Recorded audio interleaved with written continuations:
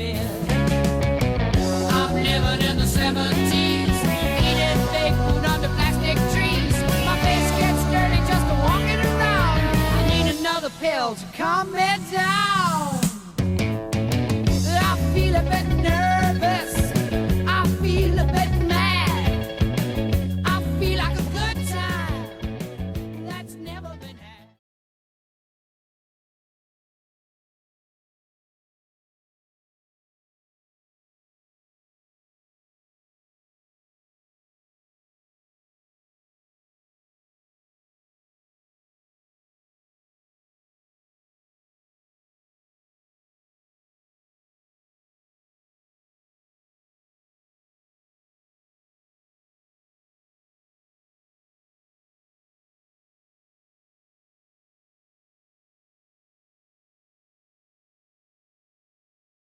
On July 15, 1971, President Nixon requested time on national TV. The announcement I shall now read is being issued simultaneously in Peking and in the United States. Knowing of President Nixon's expressed desire to visit the People's Republic of China, Premier Zhou Enlai, on behalf of the government of the People's Republic of China, has extended an invitation to President Nixon to visit China. The effect was electric. The idea was almost unimaginable. The Washington Post said, if Mr. Nixon had revealed he was going to the moon, he could not have flabbergasted his world audience more. The Cold War was raging. In Southeast Asia, China was North Vietnam's ally, and Richard Nixon's credentials as an anti-communist were long-standing and impeccable. But in the fall of 1967, Nixon wrote a seminal article about Asia after Vietnam. Taking the long view, he wrote, we simply cannot afford to leave China forever outside the family of nations. There is no place on this small planet for 1 billion of its potentially most able people to live in angry isolation. In January 1969, in his first inaugural address, President Nixon confirmed his determination to change America's policy toward China. We seek an open world. A world in which no people, great or small, will live in angry isolation. On February 17, 1972, after 2 years of secret and delicate negotiations, the President and First Lady were on their way to China. Premier Zhou Enlai was waiting at Beijing. In 1954, the U.S. Secretary of State had snubbed the then foreign minister. Nixon wrote in his memoirs, I knew that Zhou had been deeply insulted by Foster Dulles' refusal to shake hands with him. When I reached the bottom of the steps, therefore, I made a point of extending my hand as I walked toward him. When our hands met, one era ended and another began. A few hours later, the President met with Chairman Mao Zedong. The 79-year-old leader was in frail health, but the lively hour-long meeting included philosophy, history, and banter. Mao said, I voted for you during your last election. Nixon said, I think the most important thing to note is that in America, at least at this time, those on the right can do what those on the left can only talk about. Throughout his career, Richard Nixon always reserved time for strategic thinking, making and refining extensive notes on yellow pads. In preparation for his China trip, he considered all the possible permutations of policy involved. What they want, what we want, what we both want.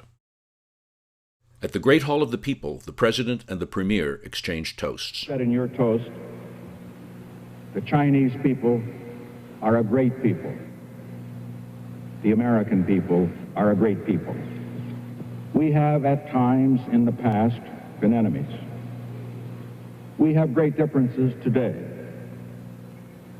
What brings us together is that we have common interests which transcend those differences. At the end of the trip, diplomatic ground was broken with the Shanghai Communique. After covering the points on which both sides had reached agreement, they proceeded to detail their different positions on all the other outstanding issues. Nixon referred to this in his final toast to Shanghai on the eve of his departure. That communique will make headlines around the world tomorrow. But what we have said in that communique is not nearly as important as what we will do in the years ahead. We have been here a week. This was the week that changed the world. During a visit to the Great Wall, the president reflected on the purpose and potential of the trip. And one stands there and sees the wall going to the peak of this mountain, and I think that you would have to conclude that this is a great wall and that it had to be built by a great people. I think one of the results of our trip, we hope, may be that the walls that are erected, whether they are physical walls like this or whether they are other walls of ideology or philosophy, will not divide peoples in the world. That peoples, regardless of their differences in backgrounds and their philosophies, will have an opportunity to communicate with each other, to know each other, and to share with each other those particular endeavors that will mean peaceful progress in the years ahead. Well, goodbye. After President Nixon returned home, Clare Boothe Luce told him that 1,000 years from now, they will say of you, he went to China. And it began 40 years ago with a week that changed the world.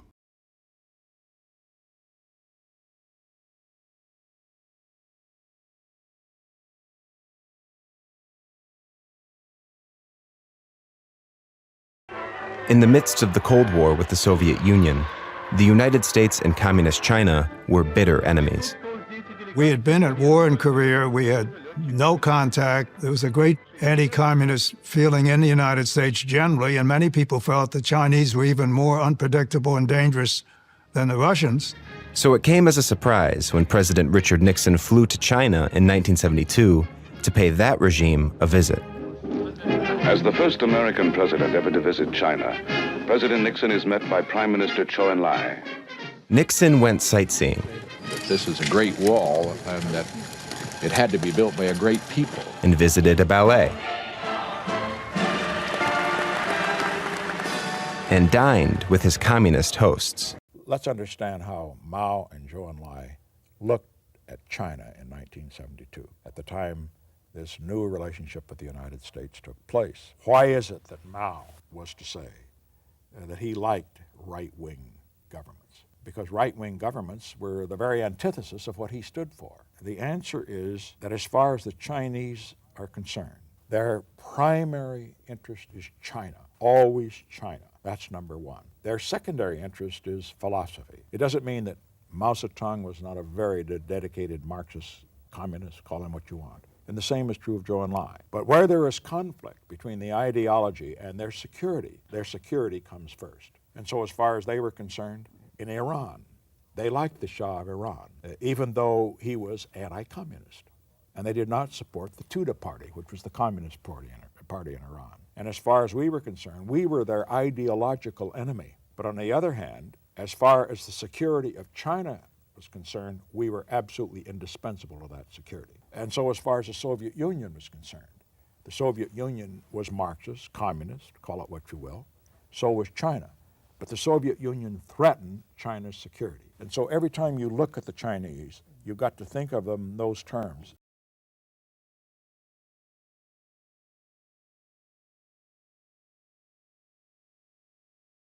What's going on in 1969, there's a border war between China and the Soviet Union. China's gotten its nuclear bomb in '64. It no longer has to defer to the Soviet Union and starts playing more tough on their border disagreements. And so the Soviets are really upset. And they come to the United States and ask us whether it would be okay to nuke these people because they think Americans don't like the Chinese. Well, we didn't, but we said, no, it's not okay to nuke those people. So the Chinese figure it out. The one that wants to nuke you is your primary adversary, right? Think about it. China and Russia, for them, the United States was the primary adversary. Now they're primary adversaries with each other, freeing up the United States to decide which one it's going to cozy up to. And the United States decides it's going to cozy up to China. Why? Well, Chinese belligerency forces the Soviets. They've already got a big militarized border with Europe. Now they're going to do the same thing on a very long border with China. And this is nuclear-armed, mechanized forces, very expensive. Imagine if this country had to have such borders with Canada and Mexico. It would be bankrupting. So some would argue that U.S. cooperation with China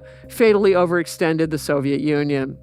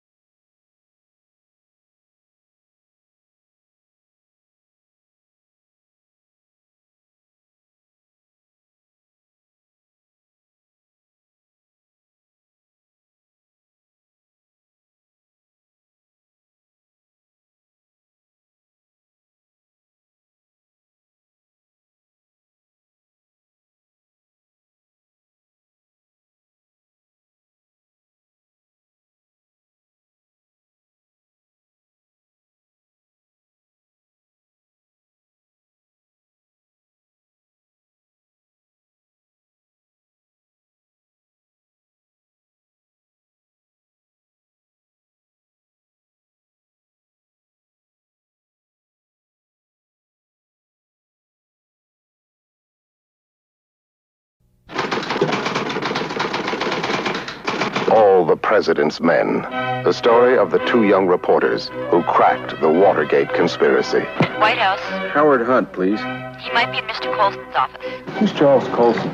Did you know, Howard Hunt? Well, the White House said he was doing some investigative work. What do you say? They stumbled into leads. Certainly it comes as no surprise to you that Howard was with the CIA. No surprise at all. They tripped over clues. We'd like to see all the material requested by the White House. All White House transactions are confidential. This whole thing is a cover-up. It's right on our nose. And piece by piece, they solve the greatest detective story in American history. There is no way the White House can control the investigation. I don't want to say any more, okay? Have you been threatened if you tell the truth? Is there a cover-up? Don't you understand what you're on to? Mitchell knew? Of course, Mitchell knew. Woodward! Bernstein!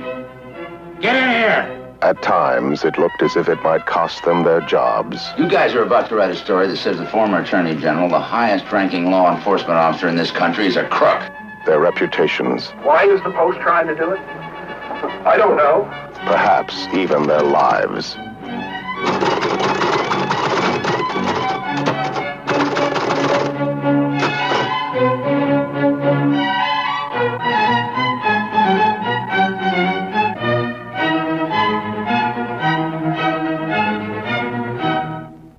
The thing that's so appalling to me is that the president, when this whole idea was suggested to him, didn't in righteous indignation rise up and say, get out of here, you're in the office of the President of the United States. How can you talk about blackmail and bribery and keeping witnesses silent? In mid-1971, the Pentagon Papers were leaked. That report proved that administrations from Truman to Johnson had intentionally expanded their Vietnam War efforts, in contrast to what the public was told.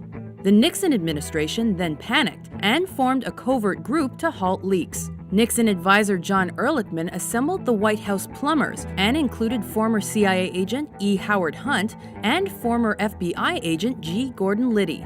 Soon, the president's political rivals were recorded on Nixon's enemies list. Politicians, journalists, and even Hollywood actors Nixon feared could stop his re-election were included, and were harassed by the administration with tax audits, legal action, and more. Prior to the 1972 election, the Republicans created a Committee for the Re-election of the President, or CRP. John Mitchell stepped down as Attorney General to chair that committee. The CRP used questionable and illegal means to achieve their goal. For example, Mitchell kept a slush fund to subsidize information gathering on the Democrats. Ultimately, a plan was approved to bug and steal information from the Democratic National Committee headquarters at the Watergate Hotel. On June 17, 1972, during the second of these break-ins, the burglars were arrested. The Democratic National Committee is trying to solve a spy mystery. It began before dawn Saturday when 5 intruders were captured by police inside the offices of the committee in Washington. The FBI quickly linked those arrested with Hunt. Because of Hunt's connection to the plumbers, Nixon ordered his chief of staff, Bob Haldeman, to instruct the CIA to block further FBI investigation into the finances behind the Watergate break-in. The cover-up began. Mr. Nixon, did you know about the burglary of our Democratic National Headquarters at the Watergate?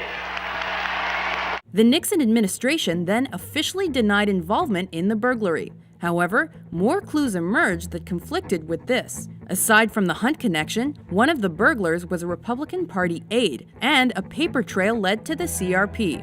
On June 20th, Washington Post journalist Bob Woodward and Carl Bernstein reported on the Hunt connection, with confirmation from their anonymous source, Deep Throat. This team was instrumental in unraveling the Watergate case, and in implicating the Justice Department, the FBI, the CIA, and the White House. In 2005, Deep Throat was revealed as former FBI Deputy Director Mark Felt.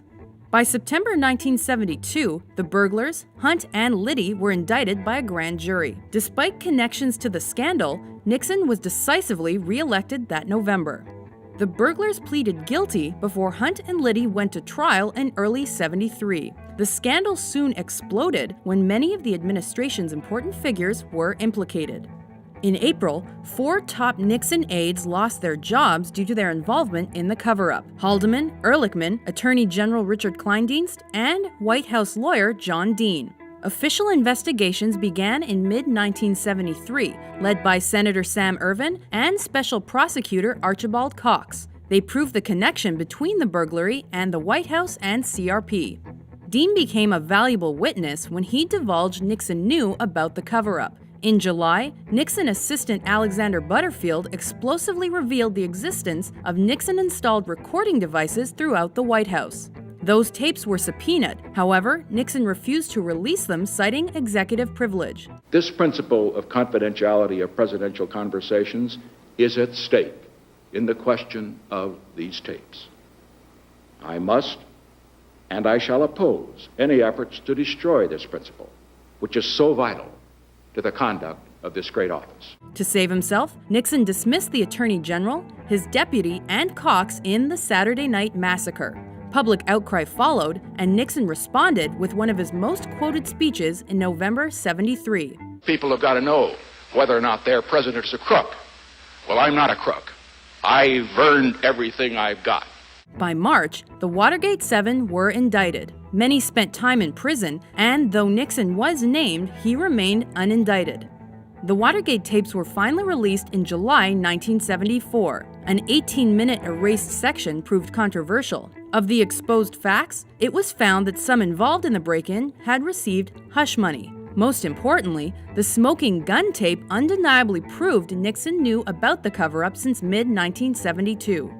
Nixon was forced to step down or face impeachment. On August 8, 1974, Nixon resigned and was replaced by Gerald Ford. Exactly 1 month later, Ford officially pardoned him. This controversy resulted in multiple arrests, the creation of new laws, renewed interest in investigative journalism, and the first resignation of a U.S. president. The Watergate scandal undoubtedly changed American politics forever.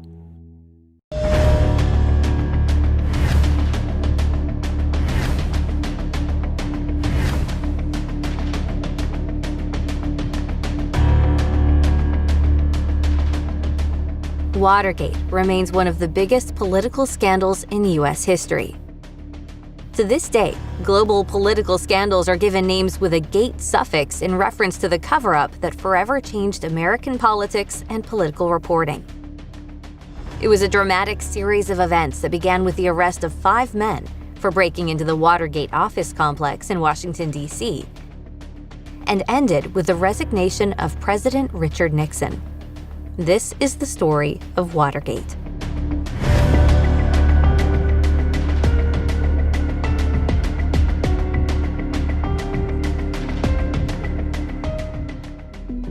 On the night of June 17, 1972, in the parking garage of the Watergate complex, security guard Frank Wills twice discovered a piece of tape on the latch of a basement door, stopping it from locking.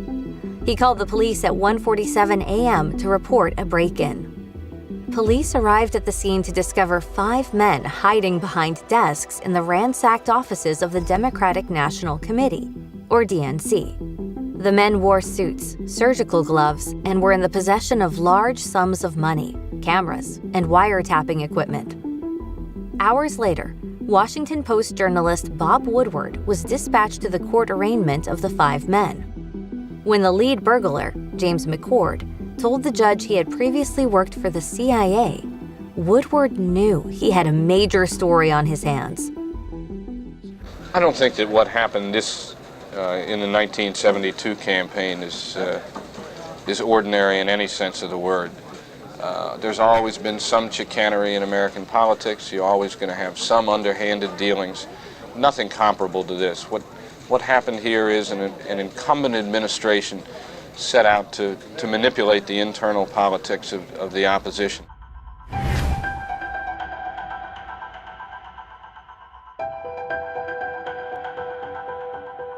Woodward, along with fellow Washington Post reporter Carl Bernstein, immediately sprang into action to investigate the break-in and attempted bugging of DNC headquarters. The vital information they uncovered included revelations that White House consultant E. Howard Hunt and former FBI agent G. Gordon Liddy had been involved in the planning of the burglary. Liddy had also been employed by the Committee to Re-elect the President, or CREEP, which would be revealed to have provided illegally laundered campaign contributions to finance the break-in. Woodward and Bernstein's most important anonymous source was Deep Throat, whose secret identity was concealed for 33 years. It was finally revealed to be William Mark Felt Sr., Deputy Director of the FBI in the early 1970s. The White House, meanwhile, denied any connection to the burglary, and Nixon was re-elected president in November 1972. 2 months later, the conspiracy began to publicly unravel in the press as Liddy and McCord were convicted of conspiracy, burglary, and wiretapping. Then, in late April 1973, White House staffers H.R. Haldeman, John Ehrlichman, and Attorney General Richard Kleindienst resigned over the scandal, while White House counsel John Dean was fired. By the time the Watergate Senate hearings commenced in May to investigate the break-in, the scandal was being covered daily by most major newspapers and TV stations.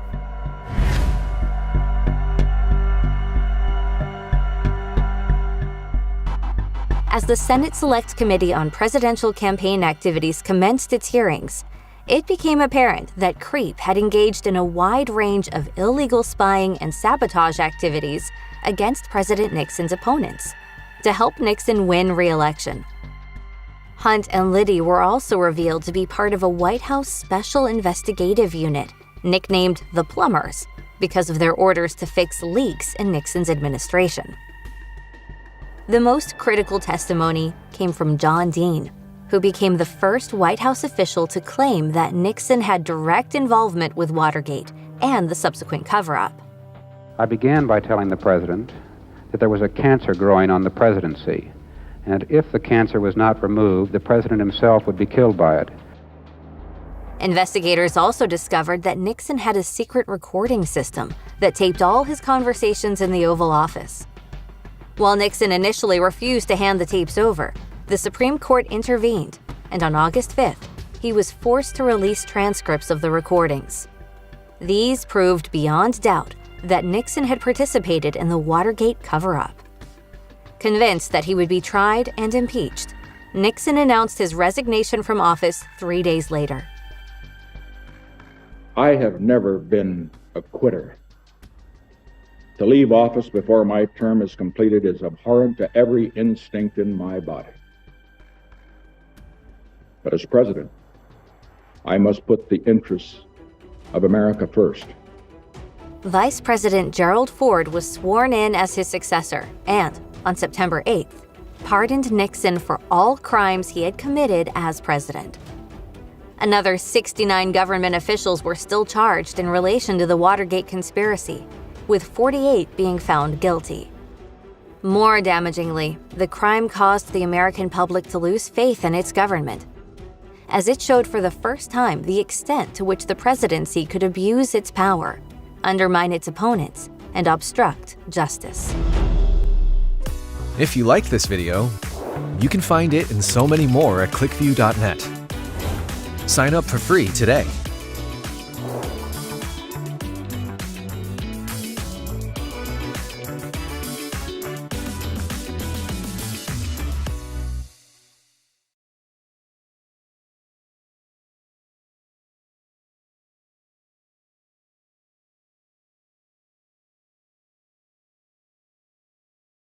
Imagine being attacked at the moment you are the most vulnerable. Well, that is exactly what happened to Israel in October of 1973. My name is India, and today we are diving into a pivotal moment in the history of the Middle East, the Yom Kippur War. But before we get into the nitty-gritty, let's set the stage. In the late 60s, tensions were high in the Middle East. Israel, a young nation, had just expanded its borders significantly after the Six-Day War. But the peace was fragile, and the neighboring countries were not happy about the new boundaries. Fast forward to October 6, 1973, a day that started as usual, but soon turned into one of the most intense wars the region has ever seen. This day was Yom Kippur, the Day of Atonement. the holiest day in the Jewish calendar. You see, on Yom Kippur, Jews are fasting, praying, and refraining from any form of work, making it a time of vulnerability as the nation slows down to observe this sacred day. It was on this day that Egyptian and Syrian forces seized the opportunity to launch a coordinated attack on Israel, catching them somewhat off guard. The war that ensued was brutal, with both sides suffering heavy casualties. Initially, it seemed like Israel was on the brink of defeat, facing overwhelming forces on multiple fronts. But Israel was not ready to give up. Through swift mobilization of reserve troops, innovative tactics, and fierce determination, they not only defended their territory, but began pushing back the invading forces. One of the turning points was the daring crossing of the Suez Canal, a maneuver that caught the Egyptian forces off guard and shifted the momentum in Israel's favor. This bold move, coupled with relentless counterattacks, began to turn the tide of the war. The world watched in horror as the conflict escalated, fearing it might spark a larger conflict in the region. But after weeks of fighting, a ceasefire was finally brokered. The aftermath of the war led to something almost nobody expected: a chance for peace.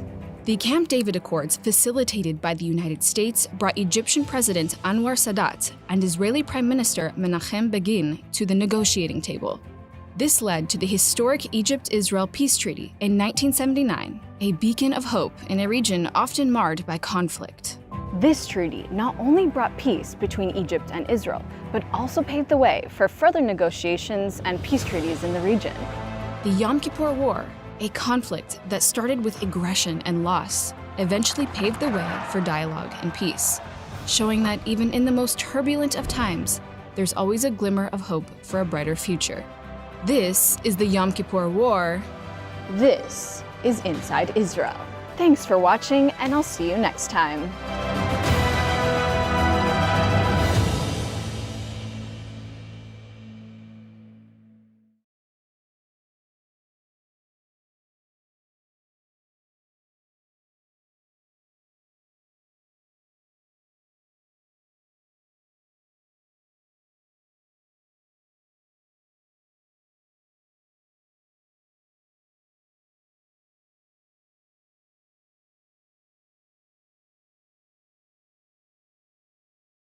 "50 years ago this month, in response to America's support for Israel during the 1973 Arab-Israeli War, Arab members of OPEC, the Organization of Petroleum Exporting Countries, cut off oil shipments to the United States and several other countries.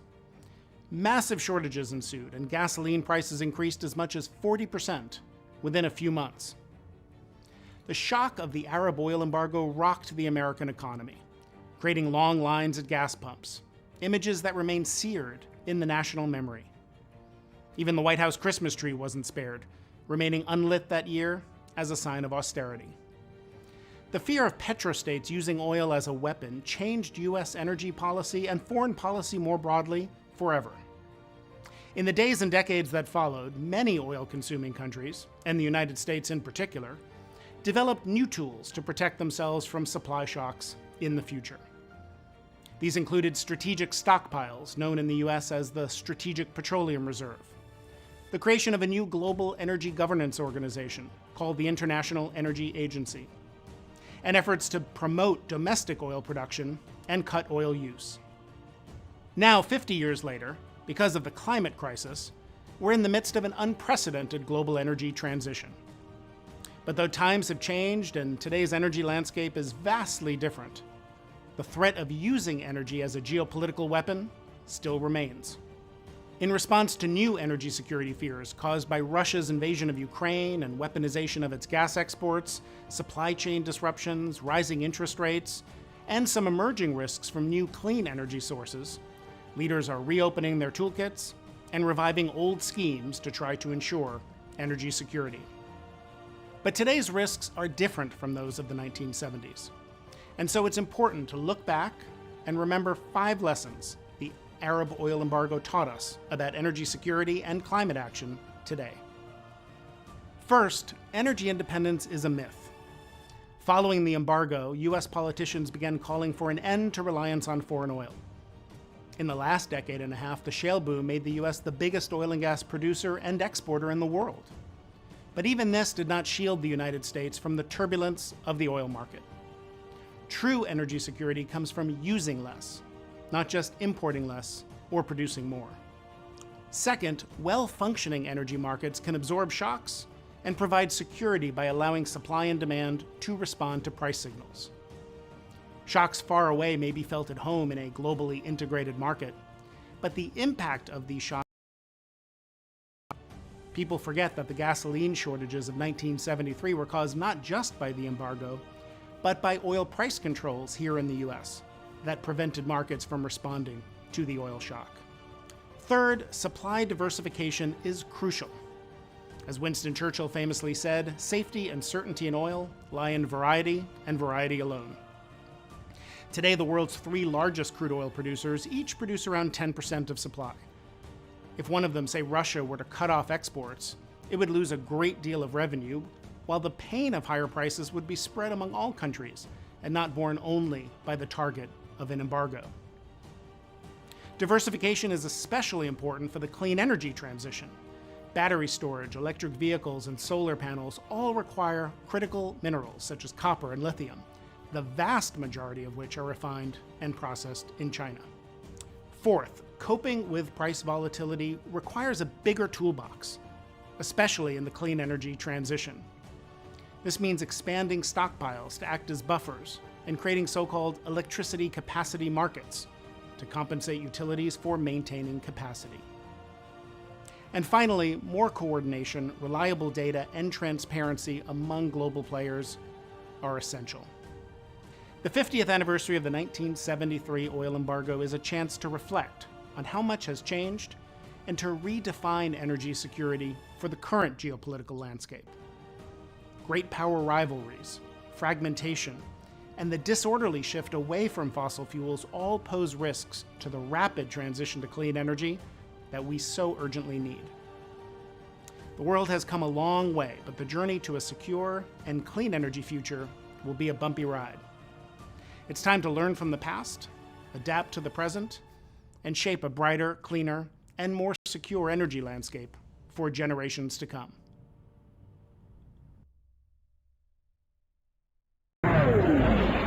It was unprovoked, but this is what Russian President Vladimir Putin unleashed on Ukraine.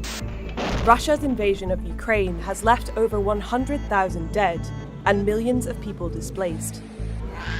But Vladimir Putin's war goes far beyond rockets and bombs. This war is also an energy war. Electricity bills are soaring. Work is continuing in Ukraine to restore electricity. Parts of Europe are going dark. That has resulted in really bad disaster. We're at a moment in history now where energy has become a weapon.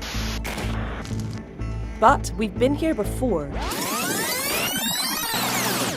The Arab-Israeli War of 1973 sent an energy shock reverberating around the globe. The Organization of Petroleum Exporting Countries imposed its boycott and within a year raised prices more than 300%. At the height of the embargo, 500,000 people were thrown out of work. So what lessons can we learn from an energy crisis 50 years ago?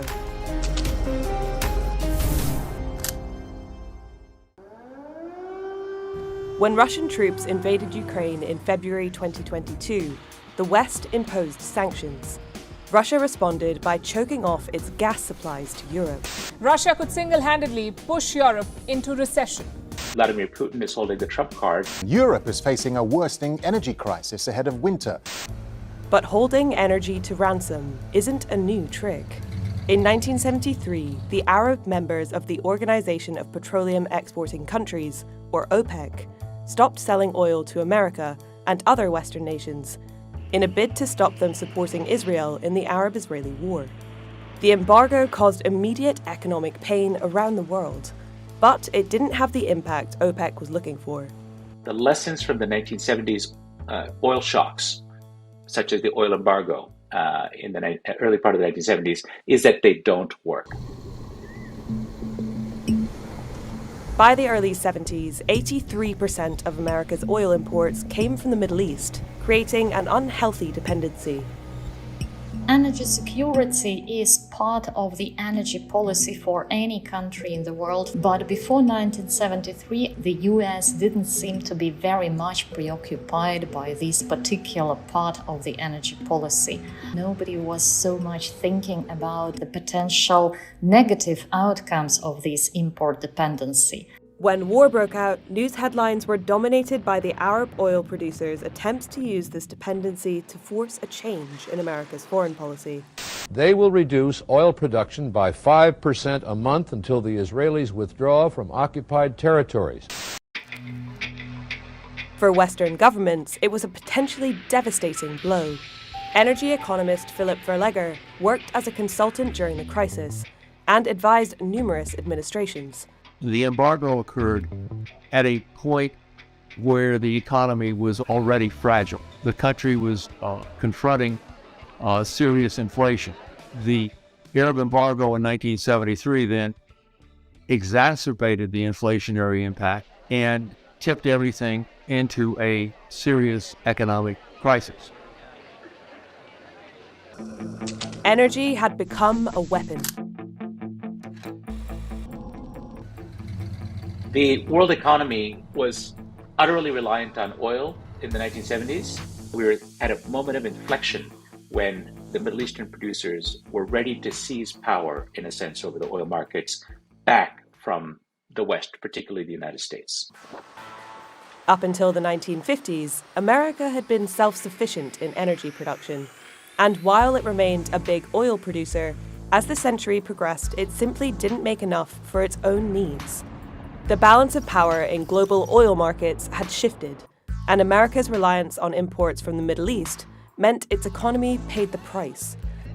The US economy was facing tremendous difficulties. There was deficit of oil and oil products. There was also deficit of gas. The resource-rich countries, they suddenly realized that they can affect the situation by restricting oil supplies. 1973 dramatized U.S. dependence on foreign oil.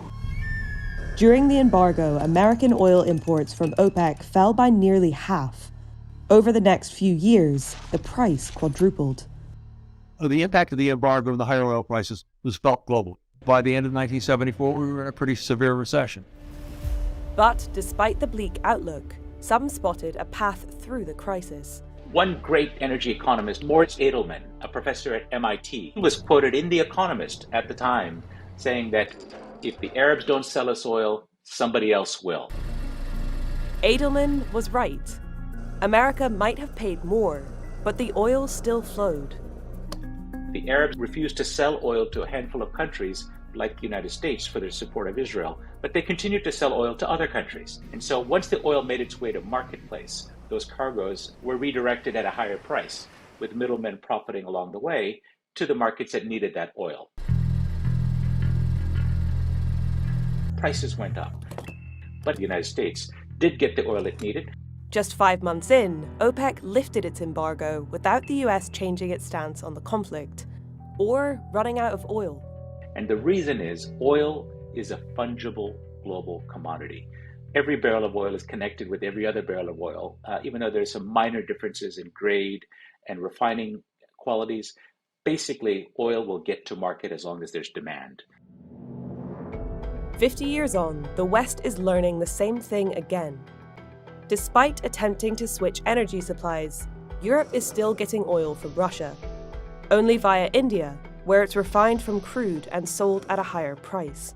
Russia is actually making more money from oil today than it was before the war. Hi, I'm Christian Onda, the Economist's European economics editor. We've written a lot about the energy crisis over the past few months and how it may affect the world. If you'd like to know more, click the link. The fact Russia is now making more money from oil highlights another lesson the world has failed to learn from the oil crisis of the 70s. Diversity of supplies. Being overly reliant on a single supplier, the way that Germany relied on Russia for 55% of its natural gas a couple of years ago, that is a sure ticket to lack of security. So diversify your suppliers.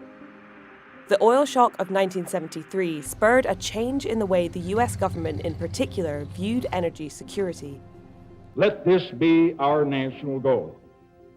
At the end of this decade, in the year 1980, the United States will not be dependent on any other country for the energy we need.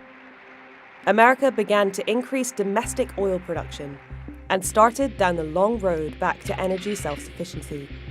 But Europe didn't follow suit. In 2021, a quarter of all its energy came from Russia, leaving the continent badly dependent on a hostile state. The energy shock that we're living through now really began with natural gas. In the run-up to and during the Ukraine war, Russia squeezed Europe very badly, cutting off most of its supplies via pipeline to Europe of natural gas. In 2021, the EU imported approximately 83% of its natural gas, around 45% of which came from Russia. As Russia throttles Europe's gas supplies in retaliation to sanctions, supply shortages sent prices skyrocketing around the globe. And as Vladimir Putin threatens to cut oil production in response to Western embargoes and price caps, there are fears the price of oil could also get out of control. Now, there's some obvious similarities between the oil shocks of the 1970s and the energy crisis we're going through today. Gasoline prices are high, oil supplies are tight, and presidents and prime ministers in the West are under pressure to curb inflation, the scourge of the age once again. But today's energy market is a very different beast from 50 years ago. Because we're hyper-connected now globally, that means that shocks in one place are transmitted much more throughout the world. That means that we're more likely to see a globalized shock. In the crisis of the 70s, gas was a useful alternative to oil. This time around, it's part of the problem. Russia exercised natural gas as a weapon against Europe by choking supplies and is threatening to do the same with oil. Despite the recent drops in wholesale prices, consumer European gas costs surged to unprecedented levels in 2022, 177% higher than they were just 2 years ago. Europe is trying to reduce its reliance on Russian gas, but only 2 countries have completely halted imports: Britain, which gets most of its gas from Norway, and Lithuania, which has replaced its Russian gas with supplies from America. But Russian gas is still finding its way to Europe. For some years, Europe will still continue to use some Russian gas, but the bigger share of Europe's gas increasingly will come from imports by sea. That is LNG, liquefied natural gas, where that natural gas is frozen at source and put on a special ship and sent to be regasified on European shores. But the West's search for alternative energy suppliers has had unintended consequences. One of the tensions that's been exposed by the energy crisis of 2022 is the hypocrisy of Europe basically gobbling up the world's LNG, paying heavy premiums to make sure its own markets were well supplied. Western countries with deep pockets are outbidding poorer ones for fuel. Countries like Bangladesh, Thailand, and Pakistan have been priced out of the global LNG market, cutting them off from the energy they need. And more importantly, the global South stands to suffer disproportionately if the West ignores another lesson. The 1973 oil embargo not only showed America the risks of relying on imported oil, but also the need to invest in other sources of energy. One of the outcomes of that was a massive switch to coal. Other countries followed suit. I think the Germans would not, and the Polish and other countries in Europe would have not used as much coal had this policy not happened. The French, on the other hand, moved rapidly ahead with nuclear power. You saw the beginning of solar power across the world.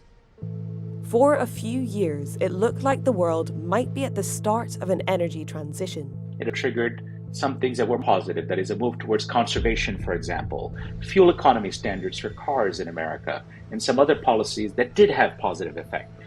You might think a rise in energy prices would encourage a shift away from fossil fuels. But the oil shock of the 70s demonstrates it's not quite that simple. Despite investing in research into renewable energies, it was more profitable to develop technologies that made more efficient use of oil, rather than replace it altogether. Today, however, the stakes are much higher. Today, the situation is much more urgent than it was in 1970s. We have the climate threat, the urgency of action which the world has to make immediately. The current transition from fundamentally fossil fuel-based energy towards something that comes after decarbonized energy would take decades and decades, but we don't have that time. So it's the first time in human history, because of climate change, we are accelerating that pace dramatically, trying to do it in a decade or two, and that is unprecedented. The bigger point here, especially as we think about climate change and dealing with the energy transition, is diversify off of fossil fuels and find alternatives in power generation. It can be a new generation of nuclear, wind, solar, geothermal. But as winter approached, and it looked like the energy crisis could cause tens of thousands of extra deaths across Europe, and possibly more in 2024, governments were forced to look at immediate solutions. There is a risk that the short-term measures taken by governments to cope with the energy shock, like relying more on coal in the short term in Europe to keep the lights on, or the kind of price subsidies that have been offered in a number of countries that actually end up encouraging more energy use. I think there is a risk that this will slow down the energy transition and could even lead us to go sideways or backwards for some years. That is the great danger. Even with the added threat of environmental catastrophe, there is a risk the lessons of history will go unheeded. The world has learned some lessons from the embargo of 1973, but at the same time, the depth of this understanding wasn't sufficient. Today, we do not have time to waste. But despite the world's failure to fully acknowledge the existential threat, there remains hope. The gift we can take from Russia's use of energy as an oil weapon is that it seems to have reminded the world, which is getting very complacent about the energy transition, that it's not just about climate, it's also about energy security and affordability, that our addiction to fossil fuels comes with a very heavy price. I'm Vijay Vaitiswaran.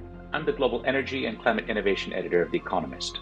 To see more of our coverage of geopolitics and energy, please click the link and don't forget to subscribe.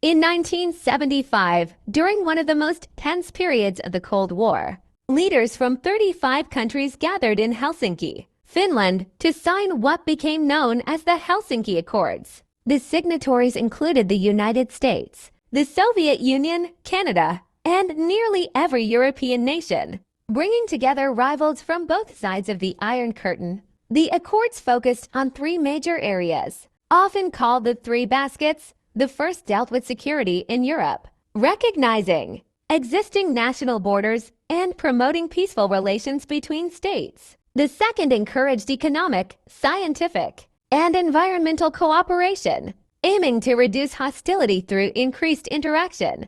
The third basket proved to be the most influential: human rights. It committed governments to respect freedoms such as speech, religion, movement, and access to information. While many Soviet leaders believed these promises were symbolic, they had real consequences. Dissidents in Eastern Europe began citing the Helsinki Accords to challenge censorship, political repression, and lack of civil liberties. Groups like Charter 77 in Czechoslovakia and human rights activists across the Eastern Bloc used the Accords to hold their governments accountable. Over time, this international pressure weakened authoritarian control and strengthened democratic movements. Though the Helsinki Accords did not immediately end the Cold War, they reshaped it, helping create the conditions that led to the peaceful revolutions of the late 1980s and the collapse of Communist rule in Europe.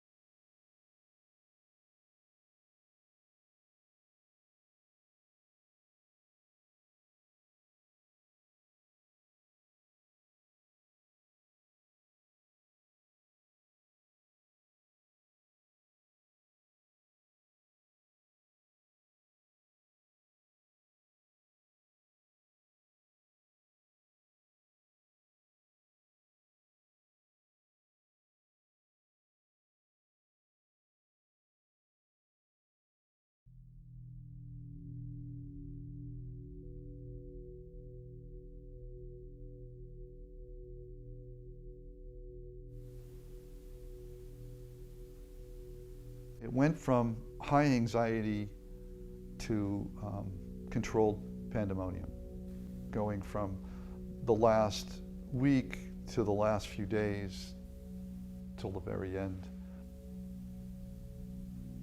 What we needed to do is just make sure that we were facilitating this evolution of this evacuation, which was ultimately supposed to just go from Tonsanut. It was never intended to go out of the embassy. That was not the plan. There was a lot of havoc and disarray in the streets. People knew what was going on. Things were happening. People were starting to come to the country. Da Nang fell, and that was it. It just de-escalated. Everything went downhill from there. After Da Nang fell, you could hear sporadic artillery fire in that direction. You could see it in the people within the city. There was a lot of panic. You could feel it. The end was near, and especially as the communists advanced, and the key to the whole war all the time was the Central Highlands. And when the Central Highlands fell, that was it. We knew that time was shot. People were beginning to mass around the U.S. Embassy compound. 1,600 hours. I was posted to the ambassador's residence as a radio communicator. We received word about 10 p.m. that night that we would not be relieved, that we were there for the overnight watch as well.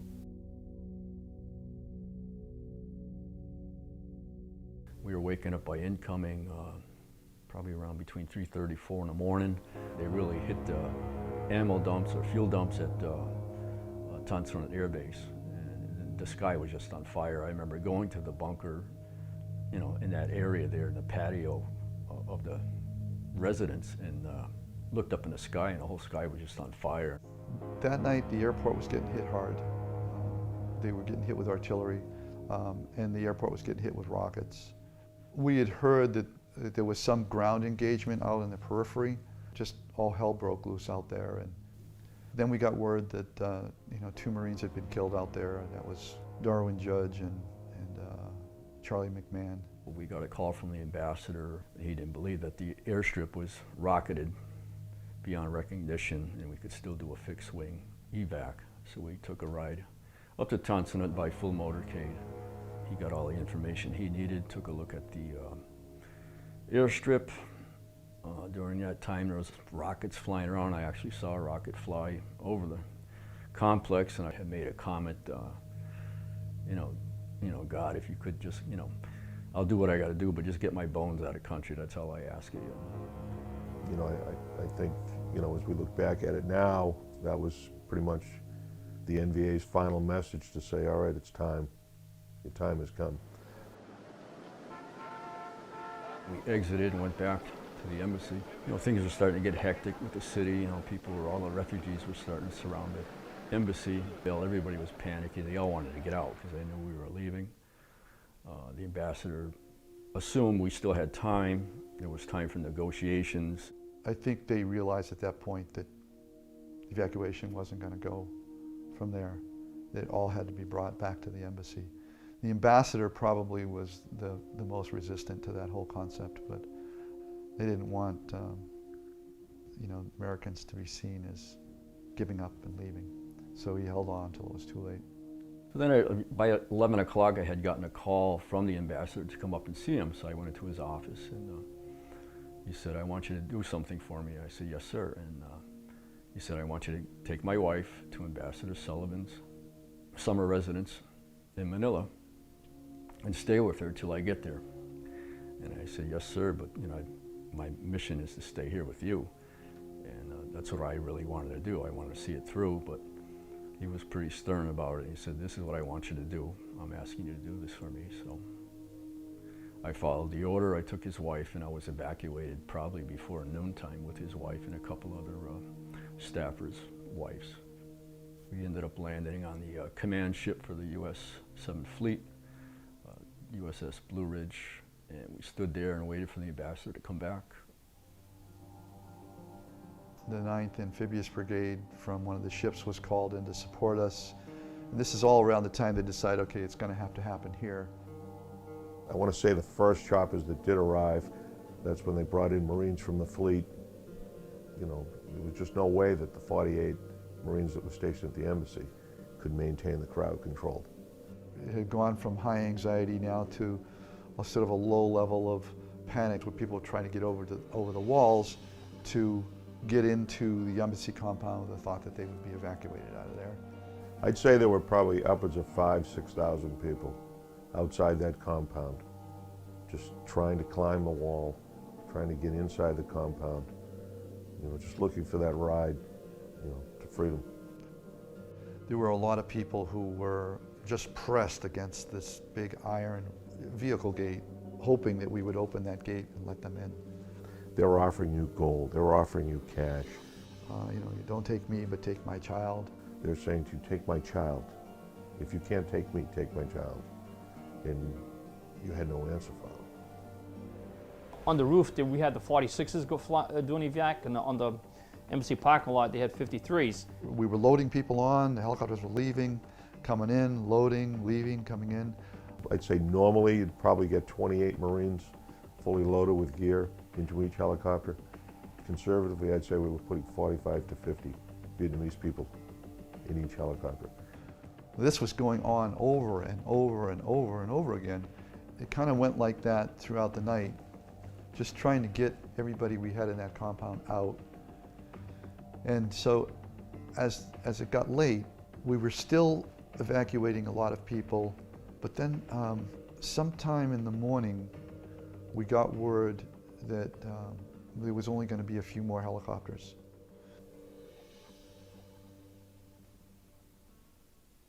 Word came down that we were no longer doing lifts of Vietnamese personnel. It was get the last remaining troops off the ground. Ambassador Martin had to go, and if he didn't want to go, they were going to arrest him and take him. The ambassador left.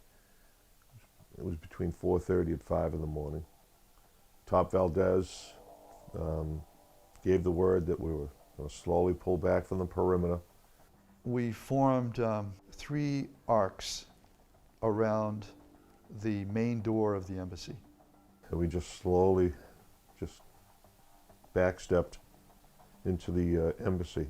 As we moved back toward the door, all the people who were staged to go realized that we were leaving. And so they rushed the door. Closed the gate behind us when we had a head count, knowing that we had everybody inside. We left probably 450, maybe 500 people selected to get out. We left them sitting in the corner of the lot. We made our way back into the embassy, closed the door, and we made our way up the stairwells. So we get all the Marines are now out on the rooftop, and the decision was made. All the support Marines go first. That's kind of like, this is our ship, we're the embassy, this is our embassy, we go last. So now the helicopters are coming in. The Marines that are on the roof are being staged, and they're going up to the helo pad, and then they're being flown out. We had this large crash, and when we looked over the wall of the roof, we'd seen that they had taken the fire truck. They drove the truck through the door. Blew the doors down, and they started running up to when they knew where we were. They started going the stairs, flying up. On the rooftop, there were these very large, old-fashioned fire extinguishers. Took some lockers, and we rolled them over along with these fire extinguishers against that door, so they couldn't open, remembering that the door opened in. We threw CS gas grenade, we threw a couple of grenades in there just to get them to breathe that, and hopefully they'd back off and go the other way. There were a number of helicopters that come in. We got some more of those support Marines out. And then the helicopters just stopped coming. Say 35, 40 of us still sitting on the roof waiting to go. All the grunts had already been gone. You know, when that last chopper left, we just waited and waited and waited for another chopper to come back, and it never did. And then it said we could see, we could hear the tanks rolling in down. And Major Keno, he brought us. We were sitting on that roof, and we were waiting. And he turned around and said, "Look," he said, "we're Marines. We're going to defend what we need to defend, and we'll die like Marines." And I think that's when the reality hit that I think we're in trouble here. Everybody has fear. Fear is a very normal and sometimes helpful emotional reaction to a threat. Courage is about how you manage fear. And on that roof, I gotta believe everybody felt very vulnerable. Finally, we saw the helicopters, a couple of gunships escorting them. First one landed. And the first group went in, the first chopper went off, and I think the first one came in at like 7:30 or something like that. And then that one left, and the next one came in about, I think it's 7:45, give or take. I got on the helicopter lifted off. I remember asking the guy across from me what time it was. He said it was, I remember he said it was 07:35. As he made the pitch, and we looked out the rear door, you could see columns of tanks, the support trucks, you could see other people undressing, and those were the South Vietnamese soldiers that just gave up and said, "Ooh," and they just clothes laying on the street, boots laying on the street. A lot of people still at the embassy. People still tons of people, but I imagine once they saw the last one off, that they said, "Oh my God, we're left here." So when we landed on the ship, I felt, okay, we're safe now. You know, I remember going down below to the hangar deck. That hangar deck was a sea of humanity. I mean, it was just women and children. It's all full of Vietnamese refugees. It was absolutely amazing. You knew you were leaving, and it was a terrible way to leave, the way we had to go, leave a lot of people behind and leave the country. We were allies, and we just pretty much picked up and left. I mean, the North Vietnamese let us go, obviously. Of course, they knew the whole fleet was out there, so they couldn't really mess with us, but their intentions was to let us go and get our people out of the country. I think that's why it went so well. You just turned your back and you walked away. Essentially, we're probably 10 lifts away from finishing, the job, so to speak. When I think back on it, what I think is we very successfully fulfilled our mission. It all fell apart around us, but we didn't fall apart. We did what we were trained to do. And for that, myself and I hope all Marines are very proud of that.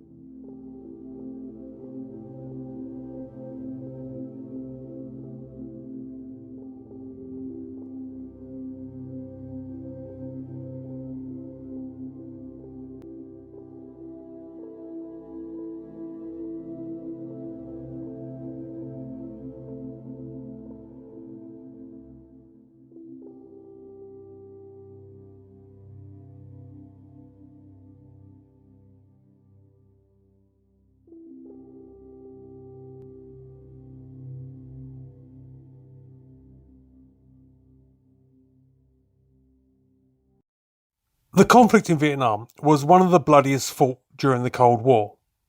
After decades of fighting and a death toll of well over 1 million, the war finally finished in 1975 with the capture of Saigon, signalling the end of American-backed South Vietnam. The surrender would see the Vietnamese People's Army, the VPA, gain access to a vast armory of American-supplied weapons and equipment. At the time, the New York Times estimated that $2 billion of equipment was captured.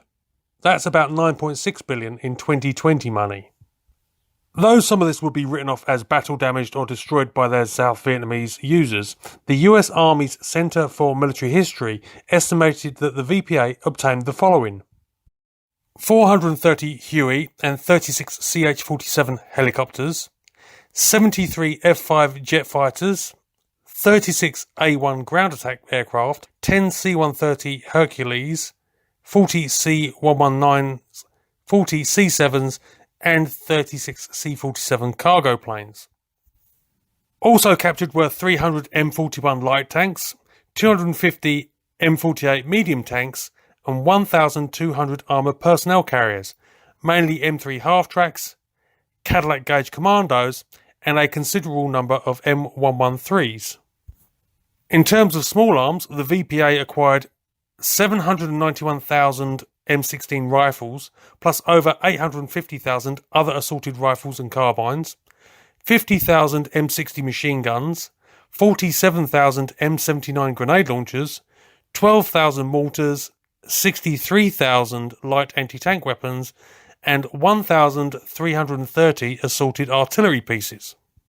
Additionally, vast stores of ammunition were also taken, with the haul from the Pleiku airbase alone thought to be at least 15,000 tons of ammunition and 100 tons of bombs.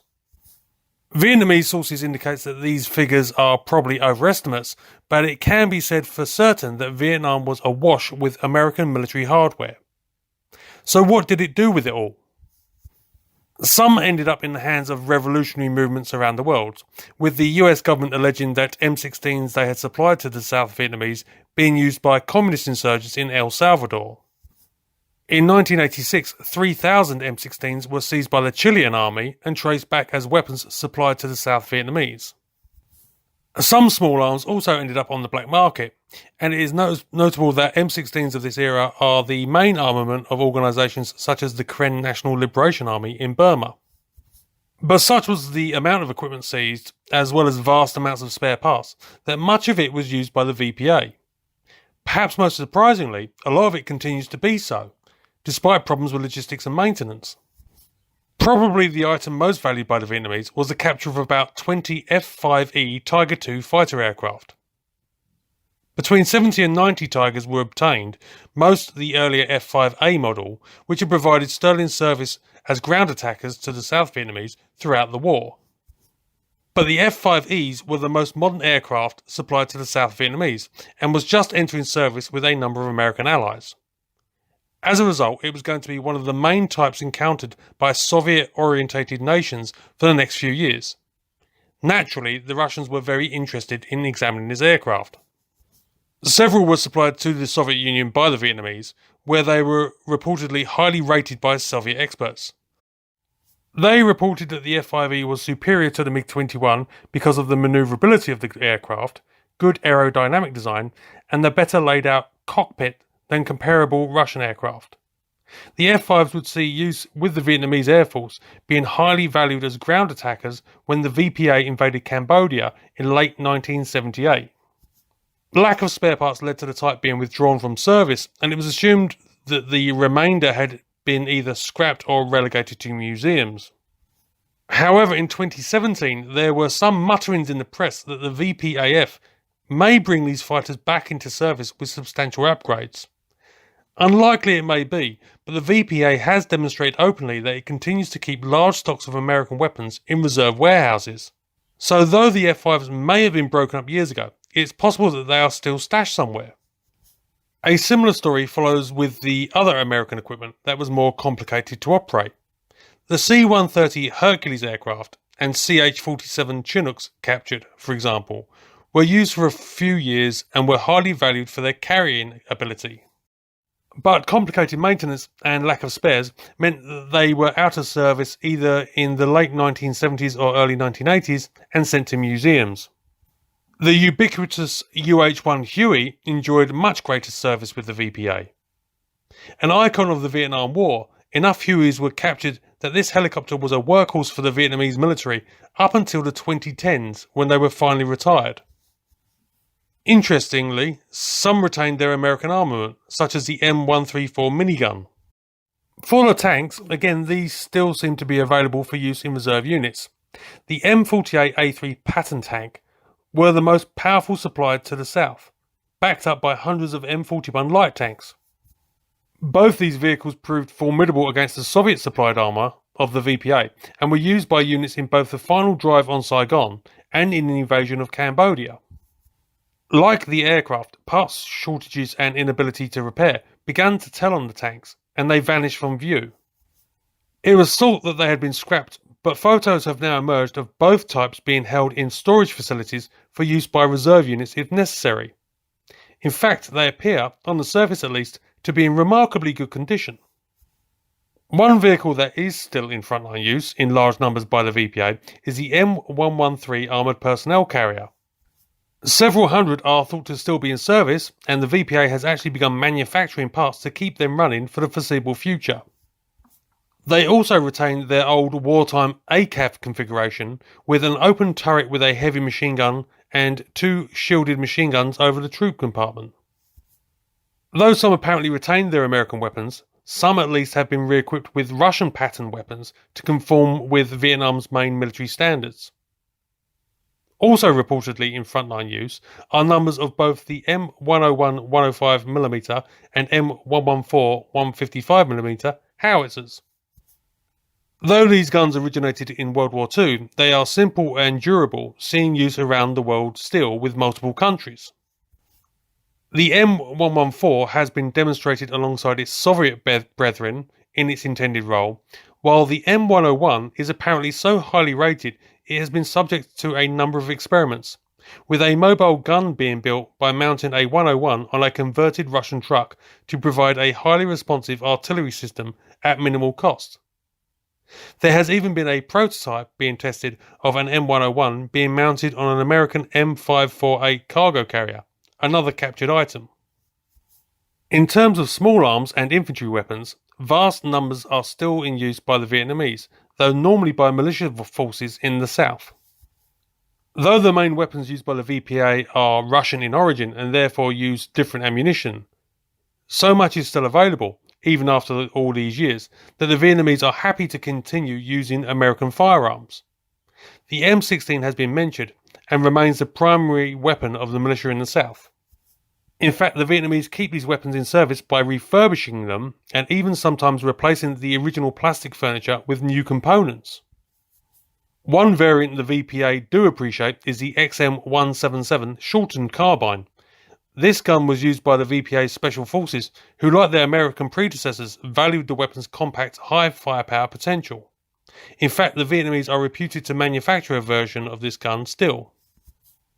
The Vietnamese also made some experiments with converting surplus M16s into grenade launchers, though these likely remain test subjects as the VPA fell in love with the American M79 Bloop gun.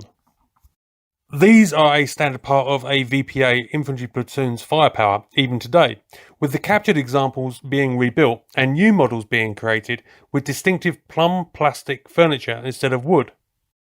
The militia also use large numbers of other American weapons, such as the M60 machine gun and even older World War II guns such as the M1 carbine, the BAR light machine gun, Browning M1919, and a large number of old M1 Garand rifles.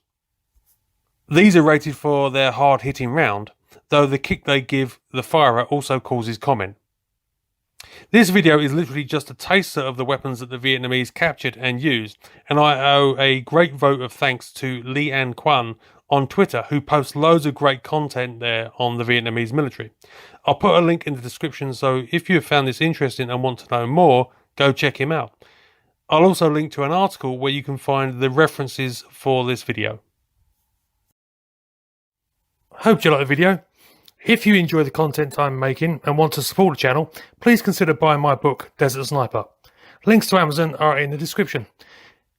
And if you have anything to say on the topic in the video, leave a comment. I do try to read them all.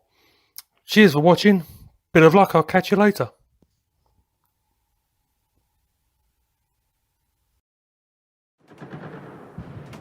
By 1974, North Vietnamese troops had violated the Paris Peace Accords and renewed their assault on the South. It was clear the Republic of Vietnam would fall. In April of '75, North Vietnamese troops approached the southern capital of Saigon. President Gerald Ford ordered all U.S. troops and citizens out of the country. Permit the movement of refugees to the area of their choice. And on April 29th, Armed Forces Radio began playing White Christmas to signal an evacuation was underway.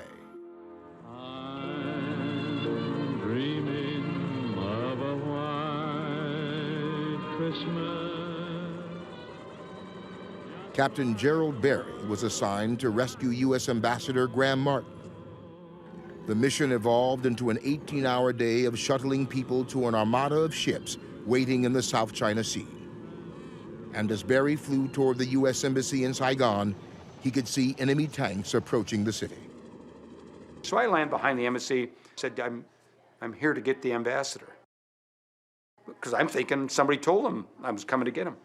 Well, then somebody else gets on the phone and said, well, the ambassador isn't coming.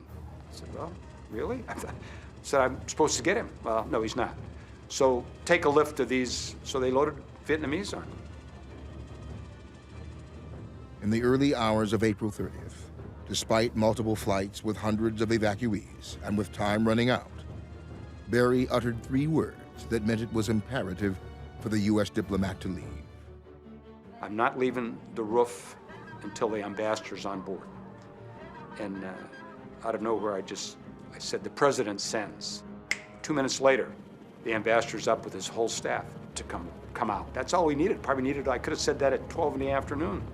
So he comes up, gets on, we fly out with the ambassador, and you make the call, you know, tiger, tiger, tiger, that means the ambassador's out. Personally, I'm embarrassed. I'm embarrassed that the United States of America is being humiliated and is leaving an area that we had come to defend, and we've been defeated. Yes, we've chosen to leave, but we've chosen to leave because it's no longer defendable with the resources that we have chosen to commit, and the limits that we have put on our involvement in South Vietnam. Tuesday, April 29th. The streets of Saigon, usually jammed with traffic at the morning rush hour, are quiet. The attack by communist aircraft at Saigon's Tan Son Nhut Airport the day before has prompted a 24-hour curfew.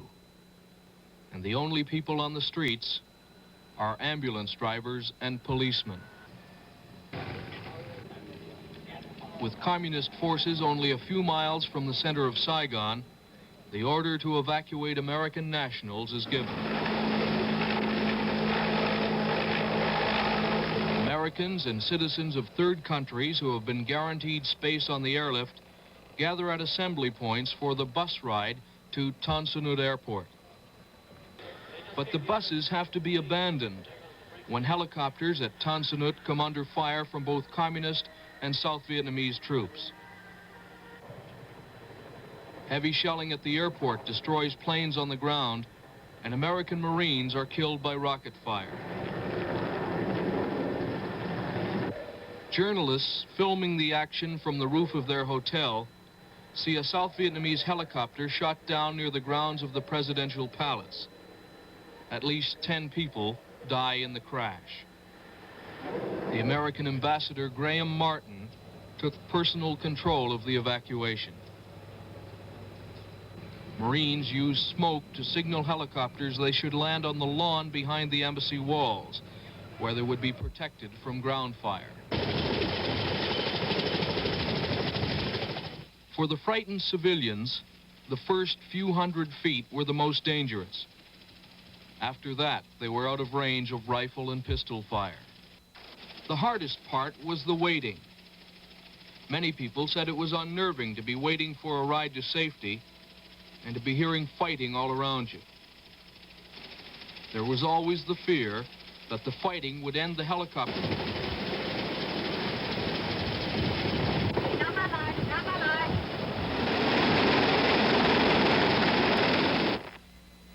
Those South Vietnamese not lucky enough to have been chosen for evacuation defied the curfew and stood outside the embassy gate, begging for a seat on the helicopters. Many of these people have relatives in Canada. Some carried visas issued by the Canadian Embassy in Saigon. But for most, it wasn't enough to get them a ride out.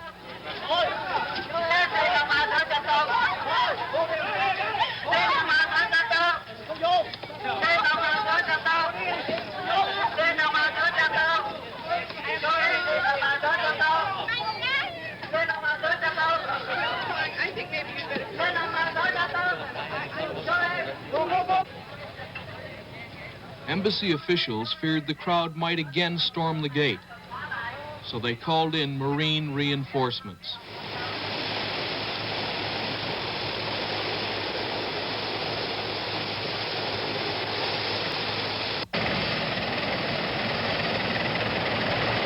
The tension mounted as more and more Americans arrived in the compound and began the nerve-wracking wait for a way out.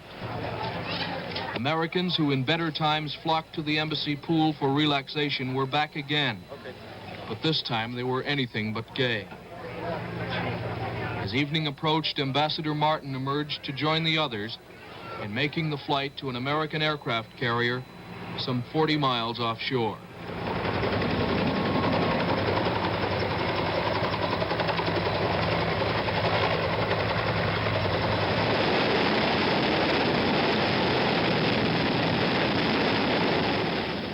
More than 80 helicopters shuttling people out to the carriers.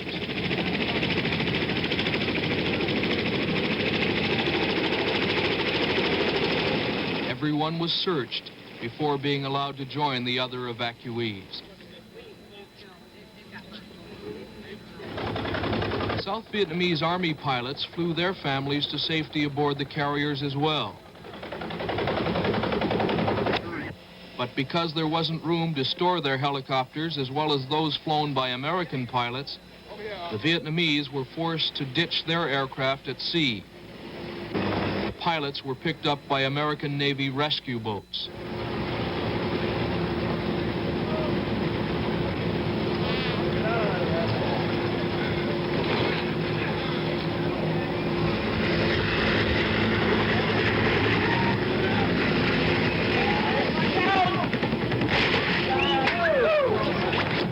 Dusk fell on Saigon, helicopters were still taking people out of the embassy compound. In all, approximately 7,000 people, most of them Vietnamese, were airlifted to safety during the 12-hour operation. Desperate Vietnamese remained at the embassy gate, hoping against hope that they too would be evacuated. But for them, there was to be no flight to safety.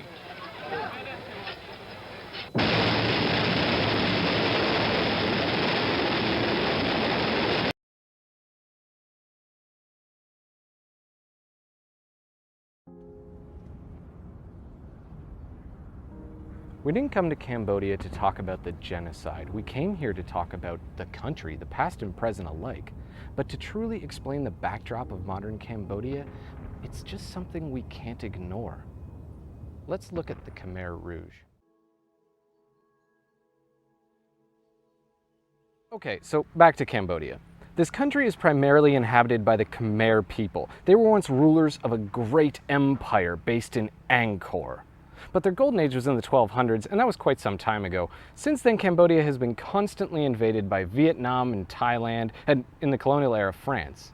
And when French colonialism collapsed, America stepped in as part of its war in Vietnam. And the war brought unrest. The revolution came to Cambodia in the form of Viet Minh soldiers, camping in jungles across the border to hide from the French and American bombs.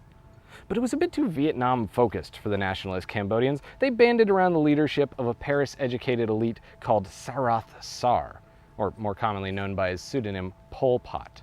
It formed the basis for what would eventually be called the Khmer Rouge. They'd started small, just a rebel group in a distant jungle fighting against a beloved king. But everything changed when America began to bomb Cambodia. Without even declaring war, they began bombing the country in force. The United States dropped more explosives on Cambodia than were dropped in the entirety of World War II by all the Allies combined. It was meant to stop communist guerrillas, but it only made more of them. After all, you can imagine what this was doing on the ground. Civilians were being blown out of their homes with their only sources of income destroyed. Tens of thousands were killed indiscriminately. It drove people right into the arms of the Khmer Rouge and thoroughly weakened the central government. And then there was the coup.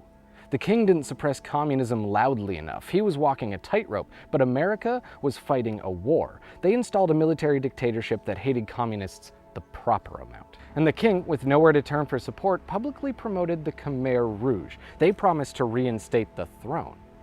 And this opened the floodgates. The average person joining didn't understand the ins and outs of Pol Pot's doctrine, but they understood loyalty to king and country.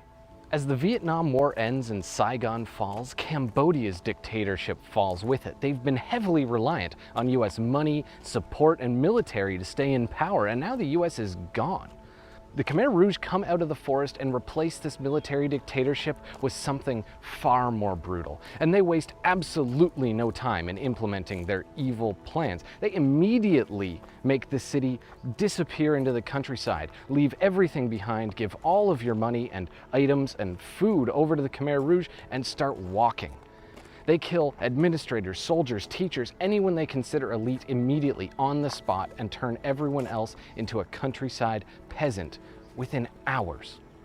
The government decided that education was unnecessary. After all, everything you needed to know in life you could learn working in a rice field.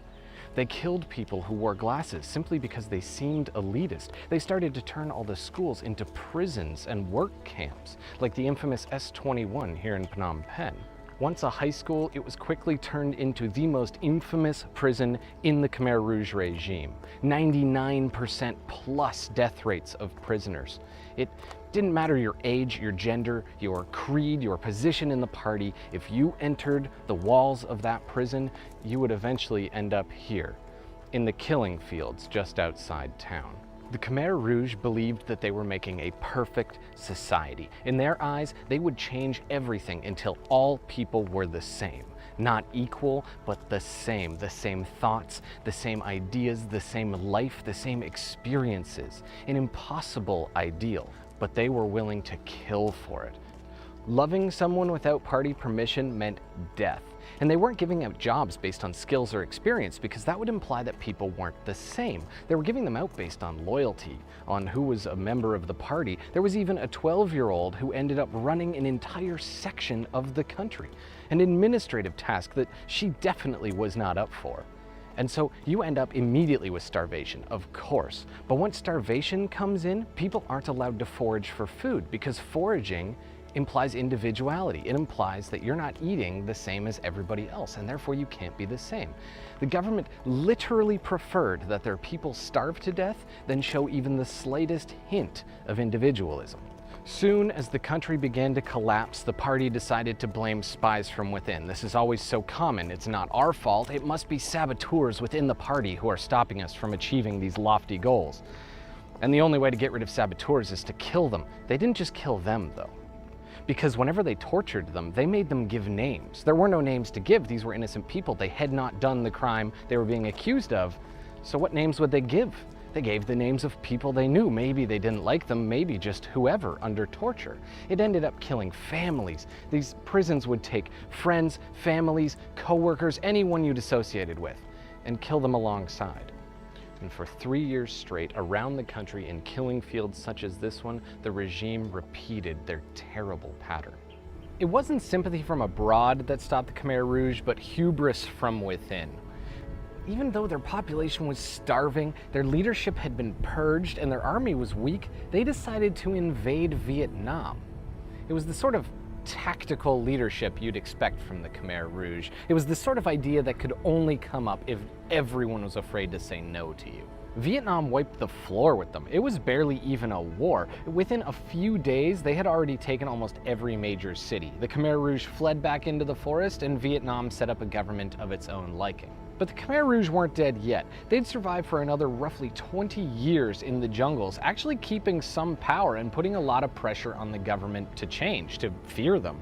And it was because they had major powers backing them abroad. People who were so opposed to what was happening with communist Russia, how the Soviets were coming down to Vietnam to impose their style of communism, that they were willing to back the Khmer Rouge despite what they'd done internally, knowing that the genocide had happened. So the Khmer Rouge stay in the jungles until the late 1990s. Not really keen on fighting a rebellion in Cambodia, the Vietnamese try to step back, but they can't let the Khmer Rouge take over again. So they sort of find themselves in limbo up until the 90s, whenever the UN steps in and puts the king back in power, the king from the very beginning. So they've basically reverted 30 years before, as if none of it's ever happened. The Khmer Rouge are still in the jungles, the king is in power, there are external threats constantly deciding the fate of Cambodia, almost as if it's reset. But of course it hasn't reset. This terrible thing has happened. This trauma, this homicide, this genocide of the people is looming over everything. To convince the Khmer Rouge to come out of the forest and disband to become part of normal society again, they make a deal that gives them near amnesty. Despite these leaders having committed a Holocaust, a genocide of their people, they go unpunished. To this day, despite UN efforts, not a single one of their leading members has been to prison for their crimes. Some have been on trial, but nothing came of it. So 40 years later, the trauma remains unfinished. There's no catharsis to end this experience. It's just sort of trickled out. And you can see how it affects everything in the modern day. Cambodia is more than just the story of the Khmer Rouge. It is the story of Angkor. It is the story of modern Phnom Penh. It is a story of a bright, friendly nation seemingly worlds away from the struggles of their recent past. It's a country of skyscrapers, smiling faces, and optimism for the future. Yet the legacy remains. The Khmer Rouge era is over. It's gone. But it can't be forgotten. This is Rare Earth.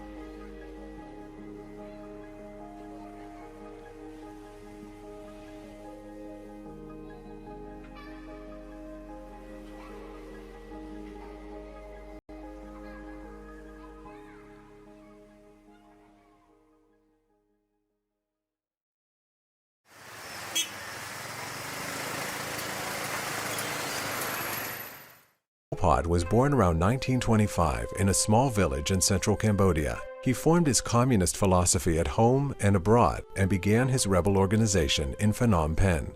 By 1975, Pol Pot's rebel group was strong enough to overtake the capital.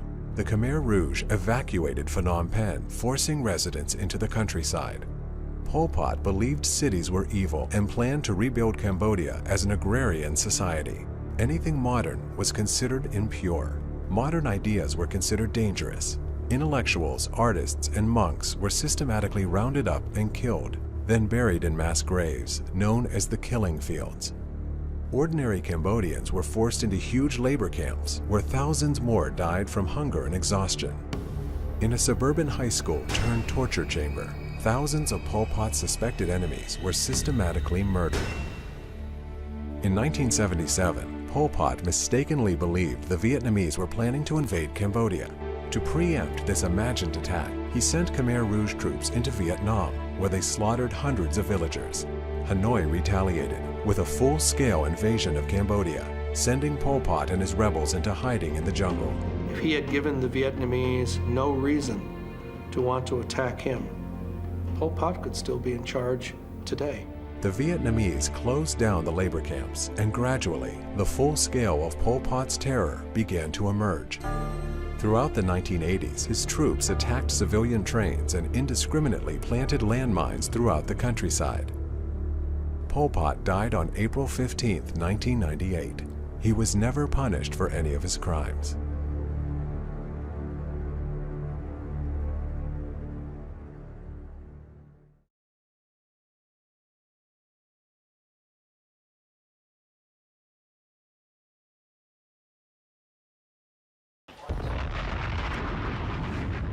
because I happen to believe that Henry Kissinger was one of the most destructive secretaries of state in the modern history of this country. I am proud to say that Henry Kissinger is not my friend. I will not take advice from Henry Kissinger.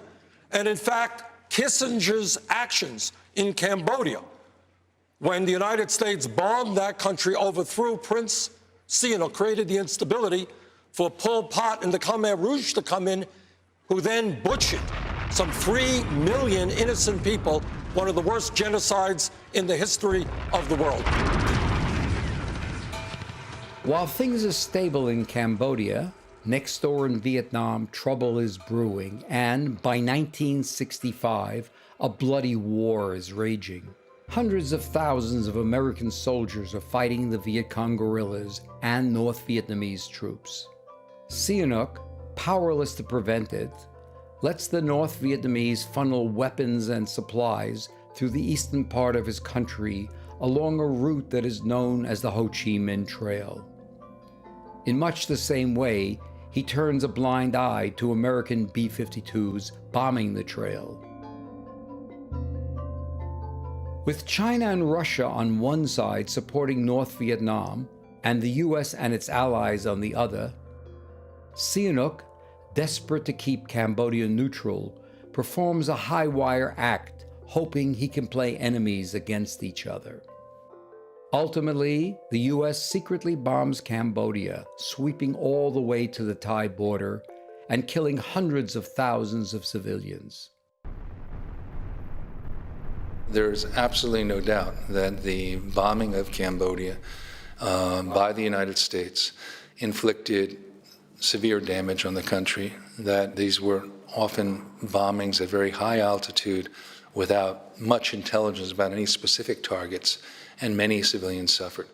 This was, almost all of the experts say, a huge boon to the Khmer Rouge in their recruitment.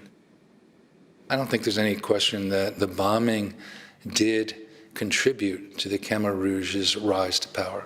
The war of the Khmer Rouge, here it involves American war in South Vietnam. So it was a result of the war. Yes, yes. And so you Americans, you must know what happened already.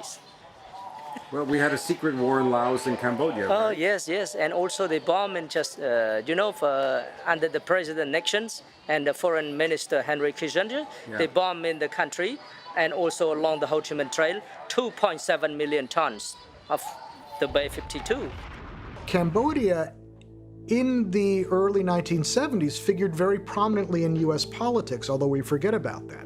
The Kent State massacre, for example, had to do with protests against not the war in Vietnam, but the US incursion into Cambodia. The first articles of impeachment drawn against Richard Nixon had to do with the secret bombing of Cambodia, not with Watergate. So this is a country that for a brief time figured very prominently in US politics. It was Nixon's view, Nixon and Kissinger, there was one word that they put a lot of weight on, that's brutality. You're dealing with people and you have to be brutal in your use of power. The mistake was linking Cambodia to Vietnam. That was Kissinger who said it in the message, we link the two. The bombing was supported as a brutally necessary way of maintaining the credibility of the United States, which was still in the midst of the Cold War. Seeing he's losing control of his country, Sihanouk breaks off relations with the US and turns to China and the Soviet Union for aid. This is a game changer for the United States.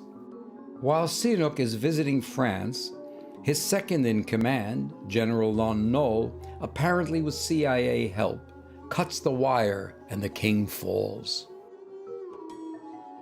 We believe that it was the CIA had concocted this coup against Prince Sihanouk, the chief of state.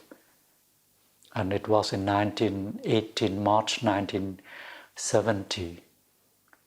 And then we have General Lon Nol, who's a strong man for the Americans. The problem with Lon Nol is, although he was initially appeared to be pliable, he was actually kind of crazy. He was into astrology, he was a terrible leader, there was an incredible amount of corruption, massive amounts of US military aid were just being stolen by his forces. Immediately upon seizing power, Lon Nol is faced with a revolution in the countryside instigated by the Khmer Rouge and its leader Pol Pot. Pol Pot, his real name is Salat Sar. He actually grew up in the royal palace where his uncle was an employee. Because of that connection, he actually managed to get a government scholarship to go to Paris to study. And he was convinced that Marxism-Leninism was the salvation to Cambodia, which was a feudal state in his view, run by a monarch. Prince Sihanouk was a leftist monarch. This was problematic for the Cambodian communists because essentially they had to move farther to the left to criticize him, and he was essentially stealing their thunder, to the point where in the early 1960s he made things so difficult for them that they fled to the countryside and lived among the hill tribes.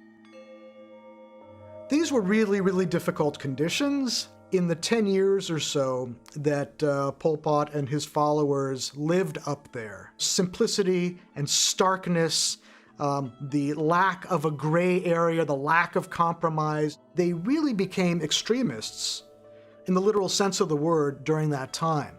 Now, they might have very much kind of been snuffed out and left as a footnote in history had it not been for the March 1970 coup that toppled Norodom Sihanouk.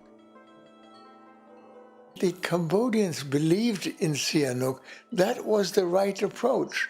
They wanted to be Cambodian, Khmers, and they were not interested in replacing French colonialism with American colonialism.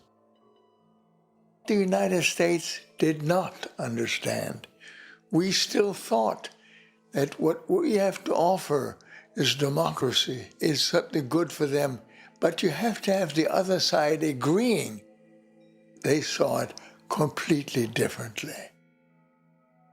The key development is when Prince Norodom Sihanouk was overthrown in a right-wing coup in 1970, and then essentially switched sides and started supporting the Khmer Rouge. Sihanouk watches from his exile in China and thinks he sees his chance to return to power. In a pivotal move, he goes on the radio and calls upon all Cambodians to join the very guerrillas he was once fighting, the Khmer Rouge. This will change the destiny of Cambodia. On April 17, 1975, the Khmer Rouge enter Phnom Penh to cheering crowds. The civil war is over and peace has finally come. They think. And that is really the point at which the Khmer Rouge becomes a serious political force. And I think Sihanouk's involvement and his backing of that movement led to tens of thousands of people in the countryside where he was revered as a god king to join and oppose the government in Phnom Penh. គឺមានហេតុផលពីរយ៉ាង There were two reasons for me to join. ទីមួយគឺខ្ញុំស្រឡាញ់សម្ដេចព្រះនរោត្តមសីហនុហើយខ្ញុំជំទាស់ដាច់ខាតនឹងការធ្វើរដ្ឋប្រហារតាមរបៀបដែលលន់នល់បានធ្វើនៅទីក្រុងភ្នំពេញឯទីពីរខ្ញុំបានឃើញផ្ទាល់នឹងភ្នែកជាមួយនឹងការឈ្លានពាននិងទម្លាក់គ្រាប់បែកដោយកងទ័ពអាមេរិកនិងកងទ័ពវៀតណាមខាងត្បូងចូលក្នុងប្រទេសរបស់ខ្ញុំដូច្នេះចំណុចទី2នេះជាចំណុចសំខាន់ណាស់សម្រាប់ខ្ញុំប្រទេសរបស់ខ្ញុំមិនត្រូវឲ្យនរណាឈ្លានពាននោះទេ The Khmer Rouge won the war and everybody thought that well the war is finished. So we were happy, no more fighting. But well it turned to be worst case scenario. When I had to leave, as I left, I took the flag of the ambassador. I didn't want people to desecrate the American flag. I was weeping leaving the country behind without any kind of controlled solution. We had given the impression that we were going to go and help them and not walk out. And there, after all these promises we had made, we just walked out.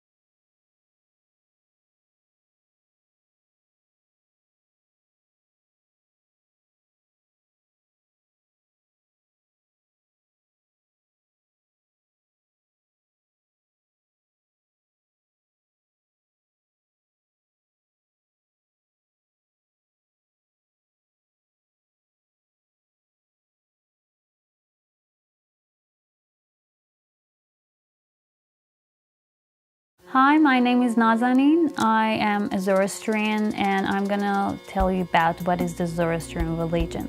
Zoroastrian religion is the oldest and first monotheist religion that believes in God.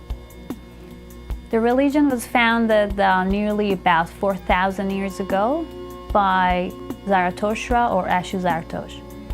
Zoroastrian religion was once one of the most powerful religion in the world over a millennia, and it was the official religion of the Persian Empire.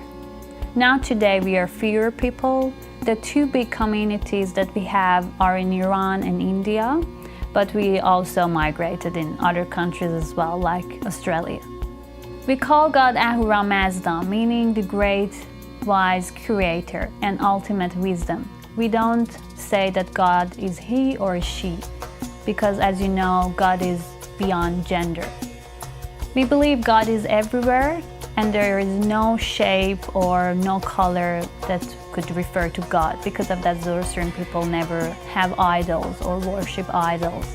And we believe that we are God's co-workers. We are not God's slave. We believe that good and evil are inside you. There is not anything like devil that is pursuing or tempting you to do wrong things.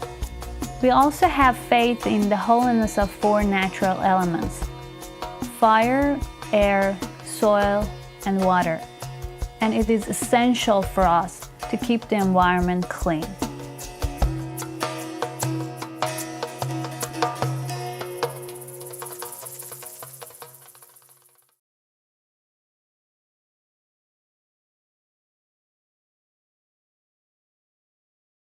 Hi, this is Lit with Chris, and in this video I will be exploring the context that you need to know when reading Marjan Satrapi's Persepolis. Persepolis is a coming-of-age story set in the 1980s in a country called Iran.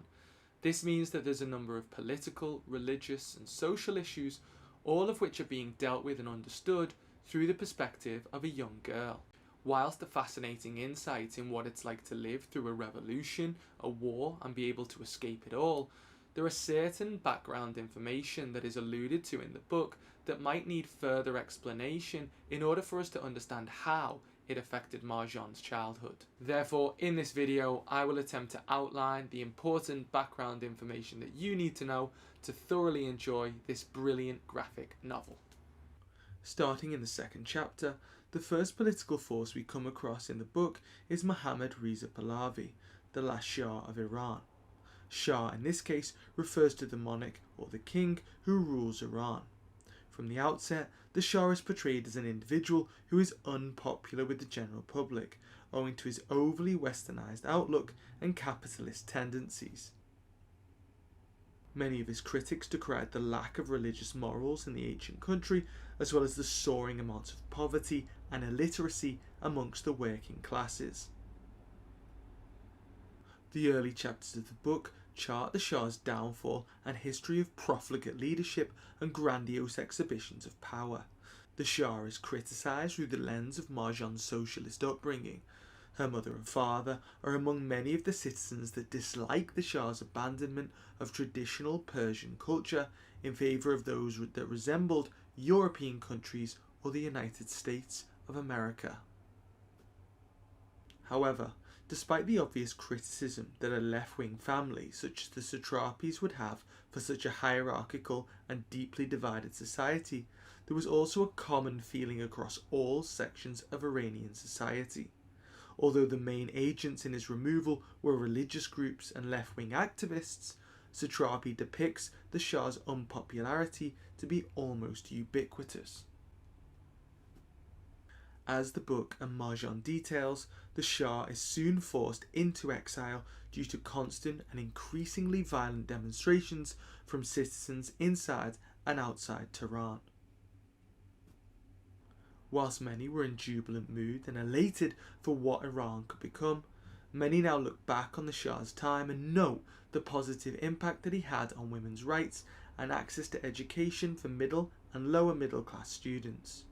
These civil liberties would quickly become eroded in the years to come after the Shah's departure to Switzerland and the rise of the Ayatollah.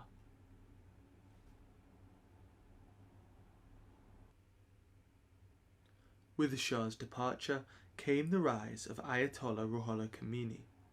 Khomeini was a cleric who led the Iranian Revolution that finally deposed the Shah in 1979. He was a charismatic leader that painted himself and a return to more traditional Islamic values as a potential saviour for the Iranian way of life. Once again, due to Marjan's relatively limited outlook as a youngster, we are only given a limited perspective of what the new Islamic Republic's rise to power consisted of, but we are told via a conversation with her father and uncle that over 99% of the electorate voted in favour of Khomeini's party. This alarms Marjan's father, who seems pessimistic about the possibility of there being a stable sense of life under such an obviously corrupt system of election.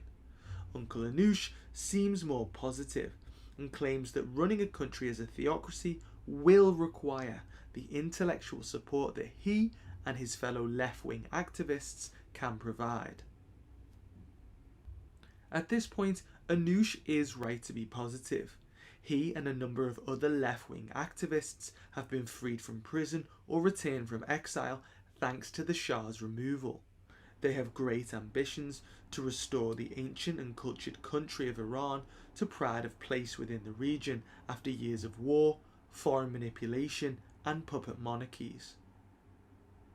Sadly, this does not come to pass. Under Khomeini's rule, political dissidents such as Uncle Anoush are rounded up, imprisoned and executed. Thus begins a transformation of the country that few foresaw or desired when the Shah was forced into abdicating the throne. Khomeini and the Islamic Republic went about establishing a government based on fundamentalist interpretations of Islam, otherwise known as a theocracy.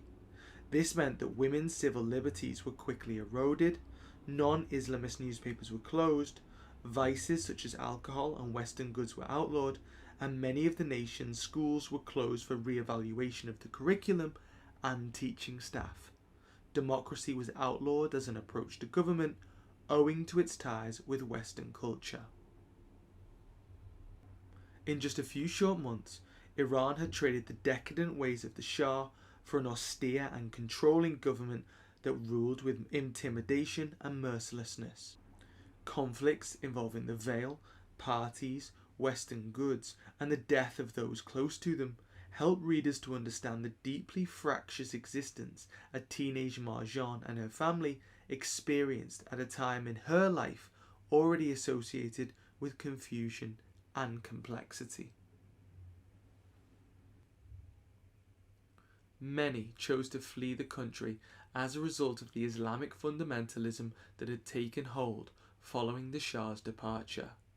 Those who stayed, such as the satrapies, feared that their standing in society would plummet if they were forced to emigrate to France, the UK, or other European states. However, the outbreak of war between Iran and their neighbour Iraq would prove to be a useful catalyst for nationalism and a distraction from the Ayatollah's harsh style of rule.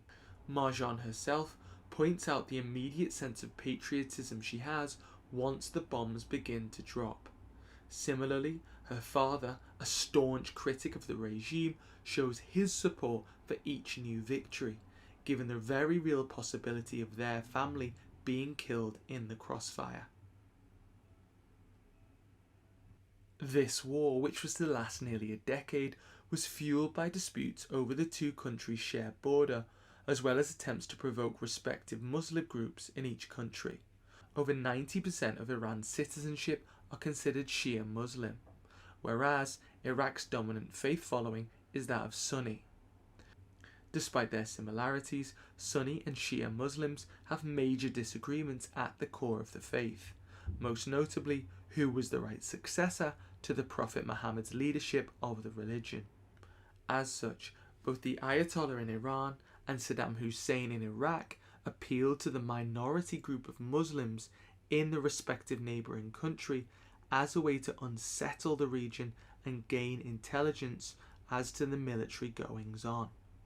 Although the war was an opportunity to settle old scores in an international sense, it also offered Iran's Islamic Republic an opportunity to distract from the political transformations at home.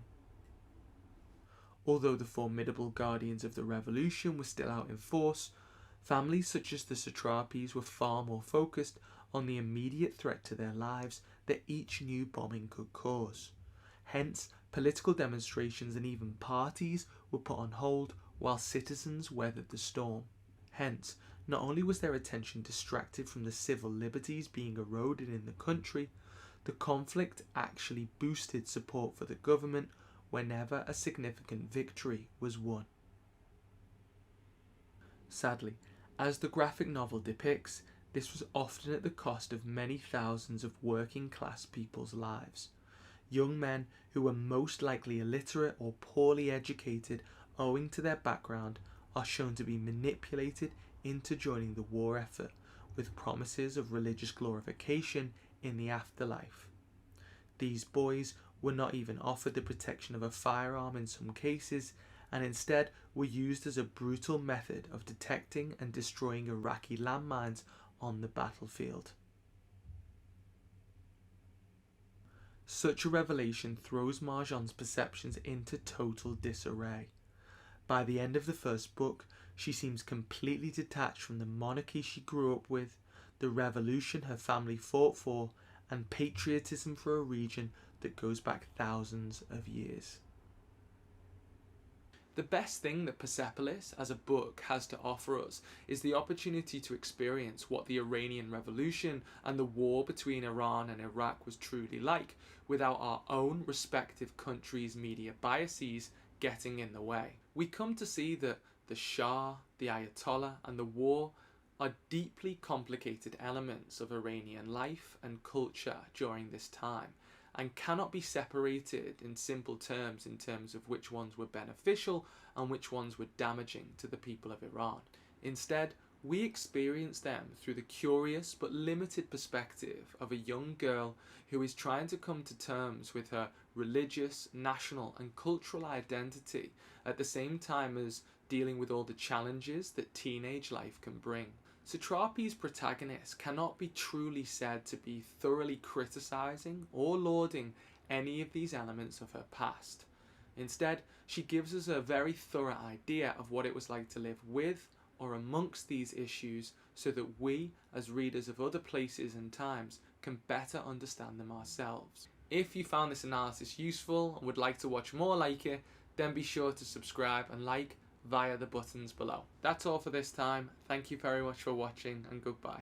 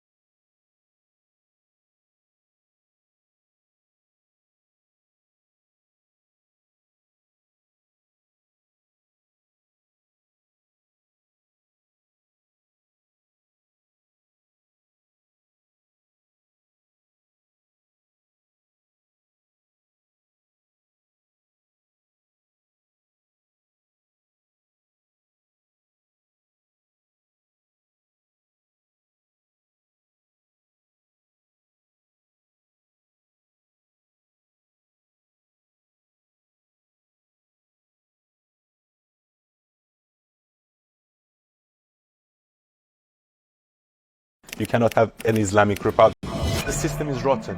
You cannot change the system from within. There is no such thing as a reform in Islamic republic, because a republic cannot be Islamic. Islamic says the law of Allah, and republic means the law of the people. So if people want something other than Allah, you cannot speak on Allah's word. So Islamic republic is just a joke, basically. Fundamentally, people should get rid of this reform idea. There is no such thing as reform in the Islamic Republic. There is no such thing as negotiation with the Islamic Republic. You don't negotiate with terrorists. The only way the whole region will be saved is that the Islamic Republic collapses or goes.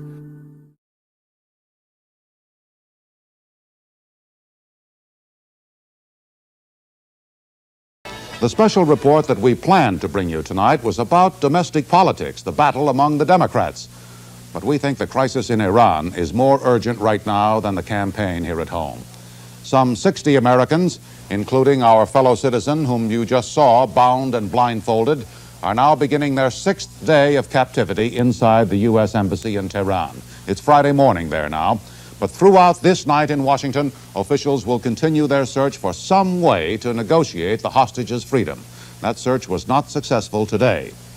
In this broadcast, we'll have reports on the diplomatic efforts to resolve the problem and on other aspects of the crisis as well.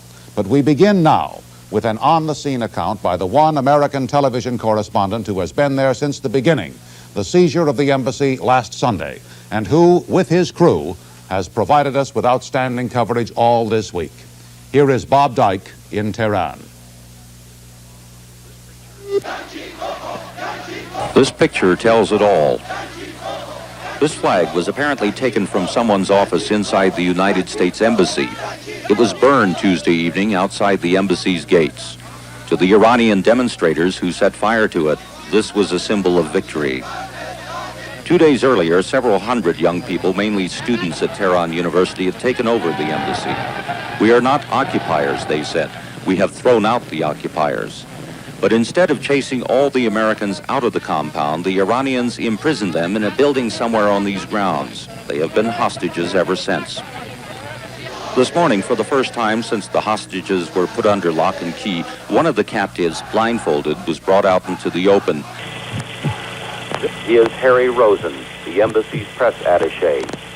He was turned to face reporters and cameramen and several hundred Iranian demonstrators outside the embassy's gates.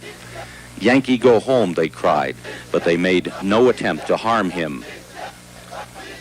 Eventually, he was led back to join the other captives who have been kept out of sight. But this young woman was released a few hours after the embassy was seized Sunday.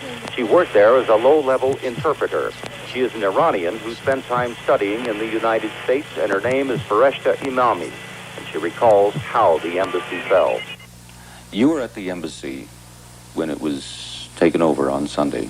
Yes, I was. What happened?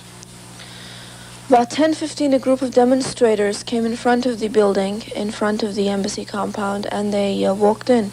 They walked in? They actually Did walked anyone in. try to stop them? No, I don't believe so. Because? They said that they just wanted to stage a sit-in, and What they didn't happened want to next? harm anyone. They came in front of the chancellery. We saw them through the window. They had a banner saying, "We don't want to harm anyone, we just want to stage a sit-in." How did the people at the embassy react to that, the guards? We were taken on the second floor, maximum security floor, and we were given tear gas masks, and we were told to stay calm. What happened after that? A couple of hours went by and we heard a siren. When I asked one of the Marines what had happened, they said that they had stormed the building. They, meaning the students? The students, yes. They What came happened? inside the What building. happened after that? Well, they came behind the door where we were held, and they said, if you all get out, and if you don't resist, we will not harm anyone, and we just want to stage a sit-in, and we just want to ask a couple of questions. So they came in, the Marines opened the door, and they came in, and they took all of us, blindfolded us, tied our hands behind our backs, and they took us. Did any of you try to resist? No, none of us. Were any shots fired during the takeover? No, just tear gas canisters. Were any of the students armed? No, none of them were armed. A couple Did- of them had sticks. Were there any fights? No, no scuffles, no fights. No scuffles between the U.S. Embassy personnel? No, everything was calm. It was another small victory for the activists who are fully backed by their country's supreme ruler, the Ayatollah Khomeini. It seems the Iranian students have the initiative. The next move is evidently up to the United States. Ever since the Shah fled the country last January, there has been a persistent belief in many quarters here in Iran that the United States government was not only in deep sympathy with the deposed ruler and his family, but plotting to restore him to power here, to bring back the Pahlavi dynasty in the imperial court. America's investment here was considerable before the Shah's downfall, billions of dollars spent, much of it for defense. Iran's Army and Air Force, equipped with the latest sophisticated military hardware, including Phoenix missiles and F-14s, was considered vital to Western security. Iran is bordered in the north by the Soviet Union, and American monitoring stations were deployed along the frontier. Despite the embassy takeover, with relations between the two countries never worse than now, Iran's oil pipelines to the U.S. are still open. For how long is for the Ayatollah to say. His followers today at the U.S. Embassy held another news conference, this time to release copies of what the Iranian activists claim are secret United States government documents. If they are genuine, and they look genuine, it would seem that the State Department was deeply worried that Iranians might misinterpret the Shah's admittance to the United States as a move towards restoring him to the peacock throne. This communique, dated last August, says every attempt should be made by embassy officials here in Tehran to convince Iranians that the State Department was resisting efforts to allow the Shah into America, and says we should make no move towards admitting the Shah until we have obtained and tested a new and substantially more effective guard force for the embassy. Bob Dyke, ABC News, Tehran. The United States is in this fix because the former Shah of Iran is suffering from cancer and is receiving needed treatment in this country. But that explanation, that justification for his presence here is not accepted by the Iranians, who have always suspected the United States was the Shah's ultimate destination. Here's a report from Barry Dunsmore. February, the Iranian mobs have driven the Shah out, and the question of where he goes becomes an important factor in U.S. policy toward Iran. Initially, it's assumed he will come to the U.S. President Carter even says so publicly. However, it soon becomes evident that the Shah will be an unwanted guest. March, and the Shah is in Morocco. The administration is looking for an emissary to ask the Shah not to come to the U.S. because of the delicate state of relations between Washington and the new regime in Tehran. David Rockefeller and Henry Kissinger are approached. Both angrily refuse, and instead, Kissinger begins a strong campaign to get the Shah into this country. April, Kissinger meets privately with Secretary Vance and also talks to the president. In each case, his message is, a man who for 37 years was a friend of the United States should not be treated like a Flying Dutchman who cannot find a port of call. At this point, Kissinger turns south. He is in direct contact with Mexican President Lopez Portillo. Without too much persuasion, the Mexicans agree to give the Shah a visa. July, Richard Nixon joins the campaign to admit the Shah. He visits him in Mexico and makes the point that this is no way to treat our friends. September, and the administration is still holding firm. Vance makes the point stronger than he's ever made it. Admitting the Shah may seem right, but I do not think it would be in our national interest to do so. He adds, we have had to take into account the possible dangers to American people. He clearly has the embassy compound in mind. Early October, the Shah is ill, and Rockefeller is contacted. He recommends a New York specialist, Dr. Benjamin Keene. Keene goes to Mexico. He finds the Shah very ill and learns of his long bout with a form of cancer. Keene recommends to the State Department that the Shah be brought to New York for treatment, but the department is skeptical. Keene is labeled a Kissinger-Rockefeller doctor. This infuriates Rockefeller, who gets on the phone to protest this absurdity. Finally, State Department doctors review Keene's examination and agree the Shah is very ill. Late October, top officials contemplate the next step. The State Department's number 3, David Newsom, who was the top man on Iran, argues that admitting the Shah, even under these circumstances, could be dangerous. However, the president decides the Shah should be let in. October 22nd, the Shah is admitted to New York Hospital. but not before the government of Iran is told that the decision to admit him is purely humanitarian and not political. The U.S. agrees to send the Ayatollah medical reports, but not to let his doctors examine the Shah. Now, with more than 60 lives at stake, there is a residue of bitterness. There are those who are bitter toward the Shah, and there are sources close to the Shah who say that since the embassy was seized, Washington has once again been trying to get him to submit to an examination by doctors from Tehran.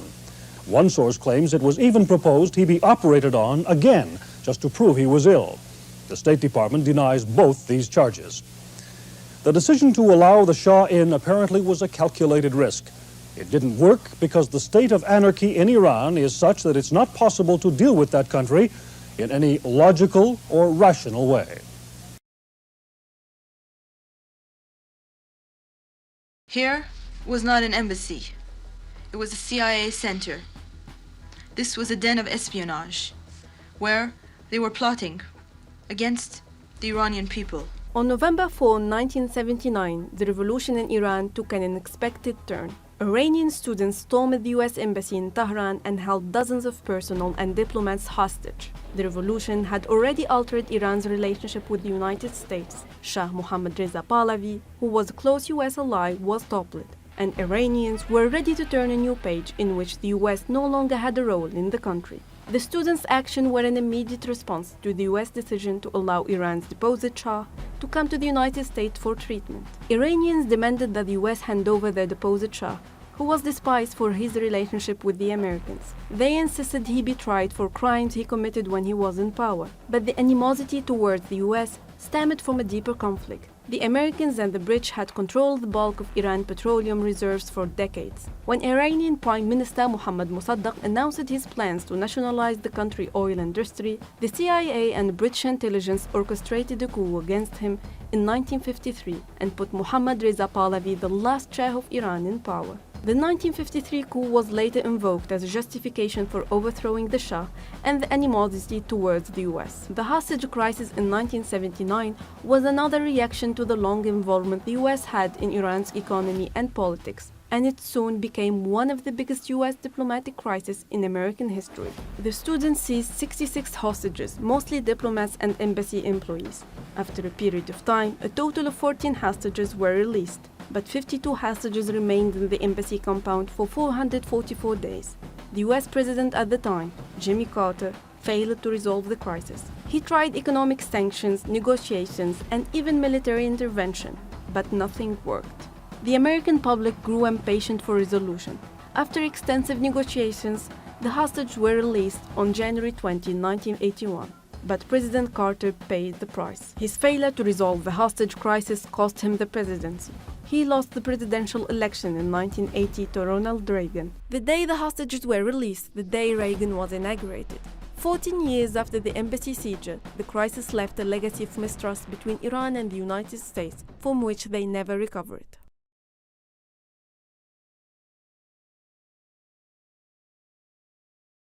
After 30 days of unsuccessfully trying to get the American hostages out of Tehran, the government of the United States is now trying to get the deposed Shah of Iran out of this country.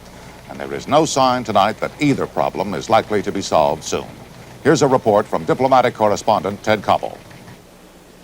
There is only one nation that has publicly announced its willingness to receive the Shah, Egypt. But the Shah prefers not to accept that invitation, which places a new burden on the government of the United States. We're not going to put a man into a rowboat and send him out beyond the continental shelf if he has no place to go. We have said that we are trying to assist him in finding a permanent location. There are some options, a few doors, as one official here put it, which aren't closed all the way yet. But the same official added, there's not a hell of a lot of physical bravery out there. Can the United States keep the Shah? If it comes to that, said the official, we can't not keep him. But for the moment, there is an even more pressing issue, the hostages. How are they? Where are they? So long as the authorities in Tehran refuse to allow any neutral or outside observers an opportunity to see all prisoners, the possibilities of what may be happening to those prisoners is infinite. It is beyond my capacity to guess and beyond our capacity to know. The very uncertainty of the hostages' condition creates a situation in which President Carter's warning of last week looms larger with each passing day. The government of Iran must recognize the gravity of the situation which it has itself created and the grave consequences which will result if harm comes to any of the hostages. But for all the mounting pressure on that front, the administration remains unshaken in its determination not to return the Shah to Iran, and if no other country will have him, to keep him here. Ted Koppel, ABC News at the State Department. This is Charles Murphy in San Antonio. San Antonio might have known the Iranian crisis would touch its life in one form or another. The military is the city's largest industry, its biggest payroll. It has the largest concentration of military personnel, active and retired, outside Washington, scattered over 5 bases. The president probably couldn't have chosen a big city more in support of his decision to let the Shah come here, as correspondent Al Dale learned outside of PX. I think we should keep him here. We shouldn't give him back just because they want to blackmail us, and I think that's what it is. It's a form of blackmail. I'm very pleased to have him here. If they're going to send him anywhere, no better place in San Antonio. But not all thought it was a good idea. They probably should get him out of here, but don't give him back to the Iranians. Let him go somewhere else. About 250 Iranians attend San Antonio College, and today there were heated arguments there. The business people in the United States. You come here, you go to school, you demonstrate, then you take the oil. What more do you want? The Iranians want to demonstrate outside Lackland Air Force Base on Friday. The city's mayor, Lila Cockrell, says the city will decide Wednesday whether to issue permits. The Shah has reportedly been moved to visiting officers' quarters some distance inside the base. In any case, Iranians are not likely to force their way onto this base. There's too much security. Riot training is one of the courses taught here, and this drill was canceled abruptly when Lackland learned it was being photographed. The press was expelled from the base yesterday. Charles Murphy, ABC News, Lackland Air Force Base, Texas. Here in Iran, at the beginning of another week, students holding 50 hostages at the American embassy still give no sign of allowing an independent appraisal of their condition. At the government level, there is no serious sign of wanting to negotiate an end to the Iranian-American crisis. Today, Iran has moved one step closer to becoming a nation which will be run under the guidelines of Islam. It was the second day of voting for an Islamic constitution. And as Bob Dyke reports, there was a wholesale vote in its favor. This headline in Tehran's only English-language daily was composed about 18 hours before the polls closed here. But there's no law against electioneering, and voters seem to be voting as the paper predicted they would, in favor of the new constitution, which will confirm sweeping powers to the Ayatollah Khomeini. The ballots were not exactly cast in privacy. A discarded green card meant an individual had voted against the Constitution. Most of the no votes seem to have been registered in Iran's border provinces, Azerbaijan, Kurdistan, and Baluchistan, where the country's Sunni Muslim and ethnic minorities have been campaigning often violently for their independence from the rest of Iran. The yes vote, which seems to be running at about 2,000 to 1, probably has a lot to do with the takeover of the U.S. Embassy. It helped the unemployed forget about their joblessness. Many have occupied themselves outside the compound as anti-American demonstrators. There wasn't much activity at the embassy today. The nation's attention seemed centered on the referendum. Students patrolled the grounds in the same bored fashion they have for nearly a month now. There was mild excitement when 2 Swedish reporters left the compound after interviewing some of the students. The students apparently had nothing new to say, so the excitement died down. As sunset approached, an Iranian television technician switched on floodlights facing the crowd, and a British newsman filmed a promotional announcement for his channel back home. We report from inside these gates. By twilight, most of the newsmen had gone, leaving the demonstrators to continue their vigil outside the fallen embassy. Bob Dyke, ABC News, Tehran. The Reuters news agency telephoned one of the so-called students inside the embassy today and was told that 8 of the hostages have been singled out for intensive interrogation because their captors are convinced they are spies. It was also said an atmosphere of affection and friendship has developed between the hostages and their guards. Quote, "When they wake up, they smile when they see us, and when we feel they are tired, we loosen their bonds, end quote. Max?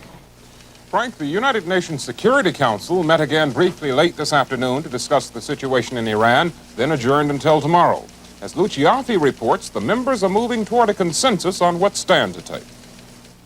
The faces change, but the speeches are amazingly similar. The American hostages must be released. Iran must respect the traditional diplomatic immunity of foreign embassies. That seems to be the unanimous opinion of every country here. But while they express their public indignation, the Security Council is working equally hard behind the scenes to avoid doing or saying anything that might force Iran to take drastic action. The final wording of the Security Council resolution is still being worked on. The United States wants to make sure that it calls for the release of the hostages as a precondition to any other action. Kuwait's Ambassador Bishara does not disagree, but he wants the resolution to at least mention Iran's grievances with the assurance that once the hostages are released, those grievances can and should be discussed. Even though the Ayatollah Khomeini has already rejected the Security Council resolution, the members of the Council agree they cannot afford to antagonize him or the students. As one diplomat said, there may be 50 hostages in Tehran, but there seem to be 15 of us here. This is Luciafi, ABC News at the United Nations.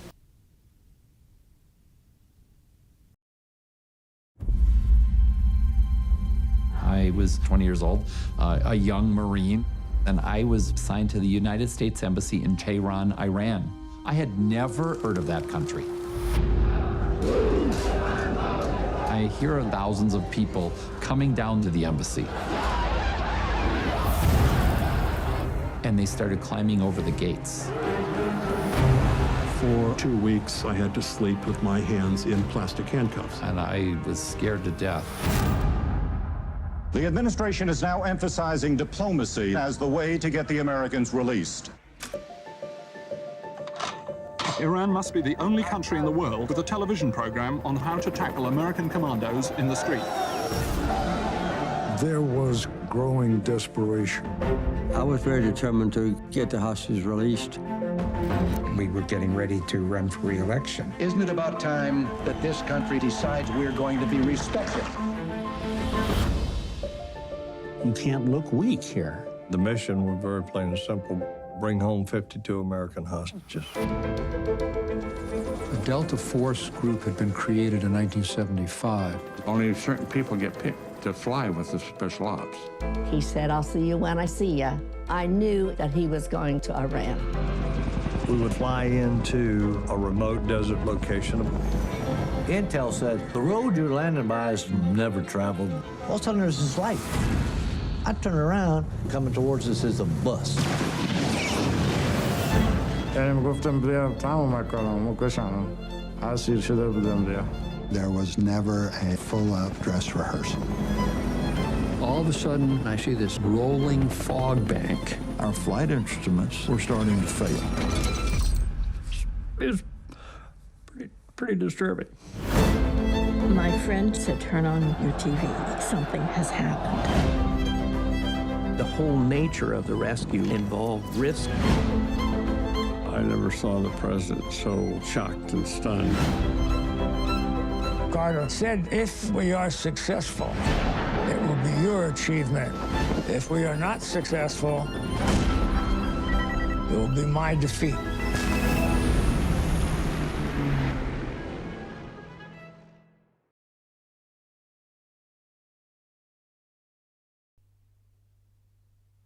The landing site the Americans chose was through the mountains out in the flat, remote desert beyond, 10 miles from habitation.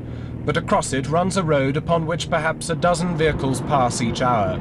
We travelled, as did the only Iranian witnesses to what happened last Thursday night, by bus.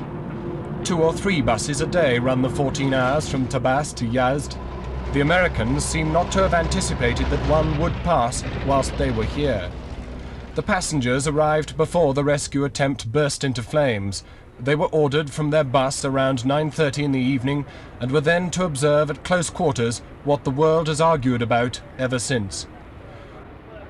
The helicopters appear to have landed first. 6 of them, no evidence of more. Beside each, a telltale stack of empty cans revealed that their occupants had had time for a meal. Inside the belly of one helicopter that remained intact, guns, bullets, first aid, camouflage, radio equipment. Outside, refueling pumps, but no sign of lights to guide other craft down. After the helicopters had landed, but before the inferno, a tanker moved towards the landing site.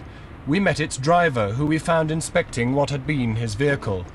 He explained he'd been driving when he heard a gunshot, felt the bullet hit his tanker. Then something hit his front wheels and he stopped. Then he saw two men in combat jackets, Americans, on their bellies moving with guns. A bullet shattered his windscreen, the glass cutting him about the eye. He jumped from the tanker as it burst into flames. It appears he had met an American outpost several hundred yards from the landing site. They'd sought to use his flaming truck as a roadblock to discourage other traffic.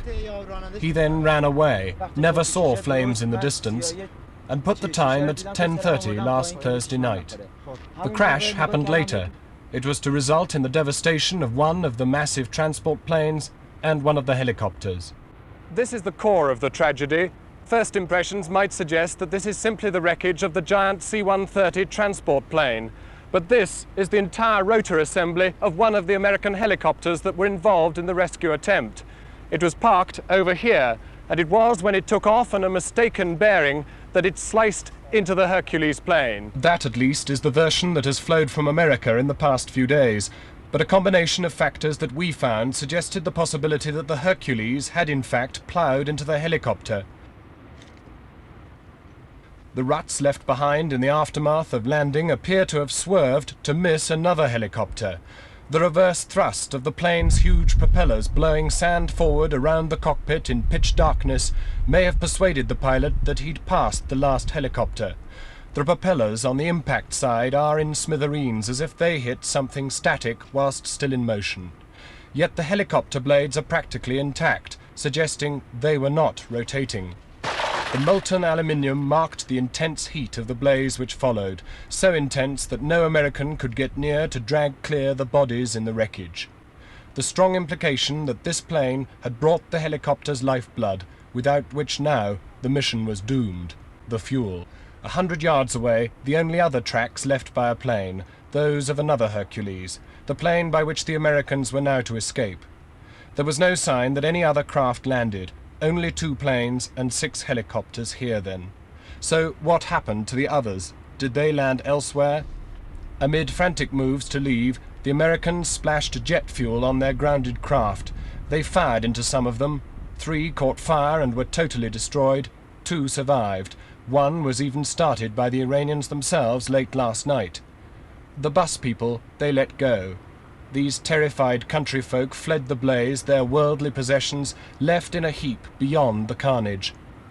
And the Americans, crammed desperately into the belly of one surviving plane, lifted off, comforting 4 desperately burnt compatriots, abandoning a scene of utter hopelessness and leaving behind any chance of rescuing 50 hostages held 400 miles beyond these desert wastes.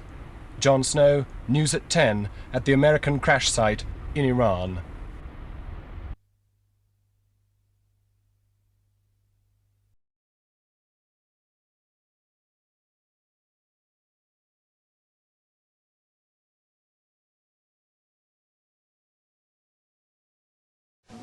For Jimmy Carter, day 444 begins just as the last 2 days have begun.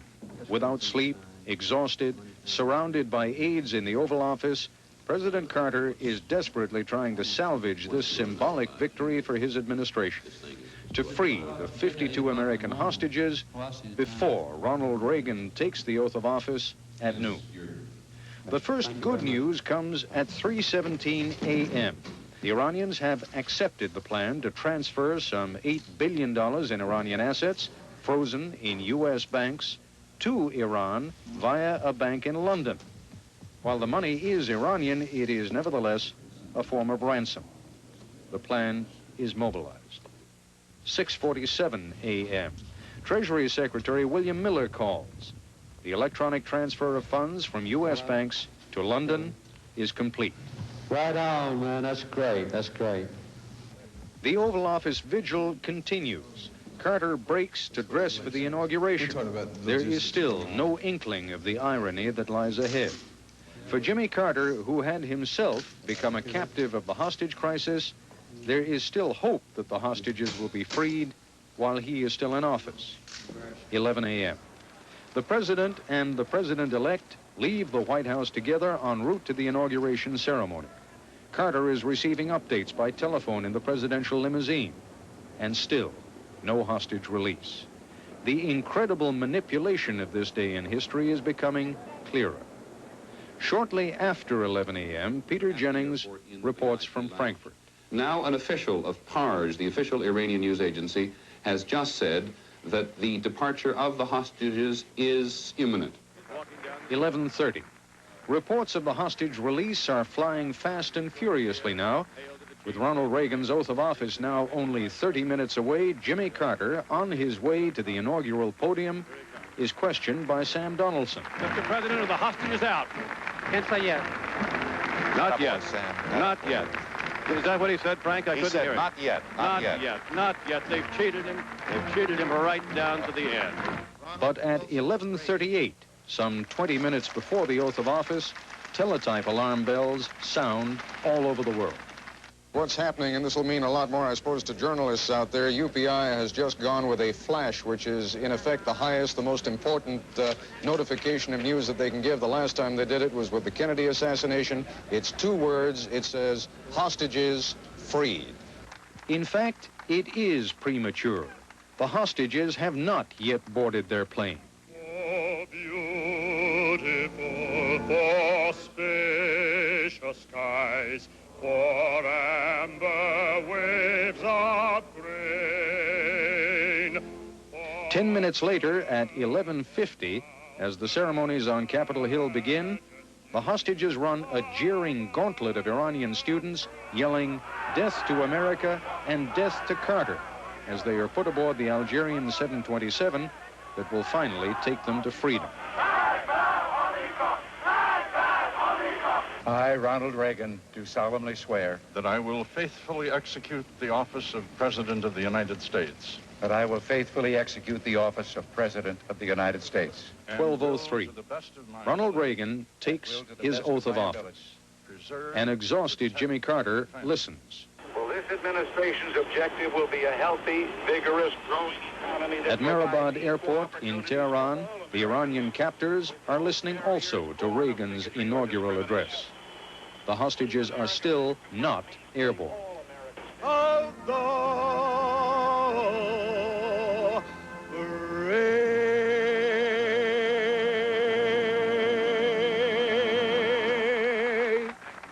The ceremony ends about 12:25. Some 7 minutes later, the planes bearing the hostages and Algerian officials take off from Iran. A final insult to Jimmy Carter, making it technically impossible for him to take credit for their release for his administration. In a holding room just after the ceremony, the new president is briefed by Press Secretary James Brady. 7 minutes later, public confirmation as well. If it's possible for this diverse nation of 226 million to have unanimity on anything, perhaps the time is now to give a unanimous hallelujah. And for the reason for that, let's go immediately to Peter Jennings in Frankfurt. Ted, hallelujah indeed. Behzad Nabhavi, the chief Iranian negotiator, has just confirmed that the Algerian aircraft carrying the hostages have left Tehran, and so does Iran's Mehrabad airport tower, confirming the American hostages finally are on their way. Unless there is the most ultimate manipulation, it has finally happened.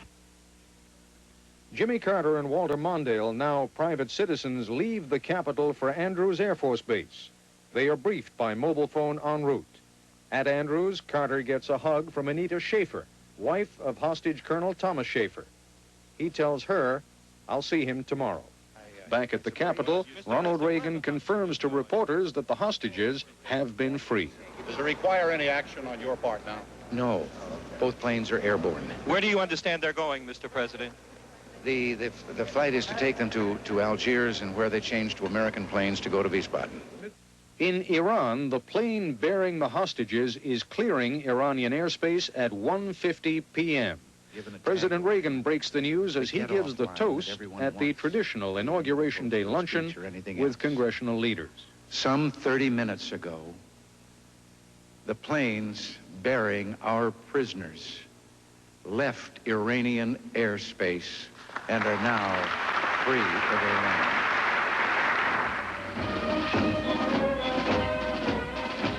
In Washington, a 2.5-hour parade gets underway, while all across the nation, the outpouring of sentiment for the hostages has begun. God bless America, my home sweet home, for the ramparts we watch, words of gallantry sing. 3:41 p.m. In a chill drizzle, now former President Jimmy Carter's helicopter touches down in Plains, Georgia, to a hometown hero's welcome. He speaks publicly for the first time since Ronald Reagan became president. Just a few moments ago, on Air Force One, before we landed at Warner Robins, I had received word officially for the first time that the aircraft carrying the 52 American hostages had cleared Iranian airspace on the first leg of a journey home, and that every one of the 52 hostages was alive, was well, and free. As Carter speaks about the crisis that may have cost him his presidency, the hostages make their first stop on friendly soil, a short refueling stop in Athens. Next stop, Algiers.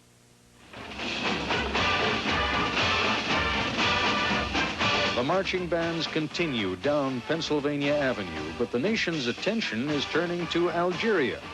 At 4:50, the C-9 Nightingales arrive, the U.S. medevac planes that will carry the hostages on the next leg of their freedom flight.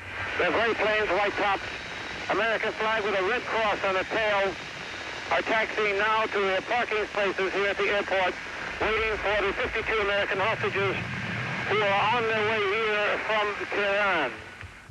In Washington, the national Christmas tree, kept dark in honor of the hostages under orders from President Carter, is burning brightly now, and there are fireworks over the mall.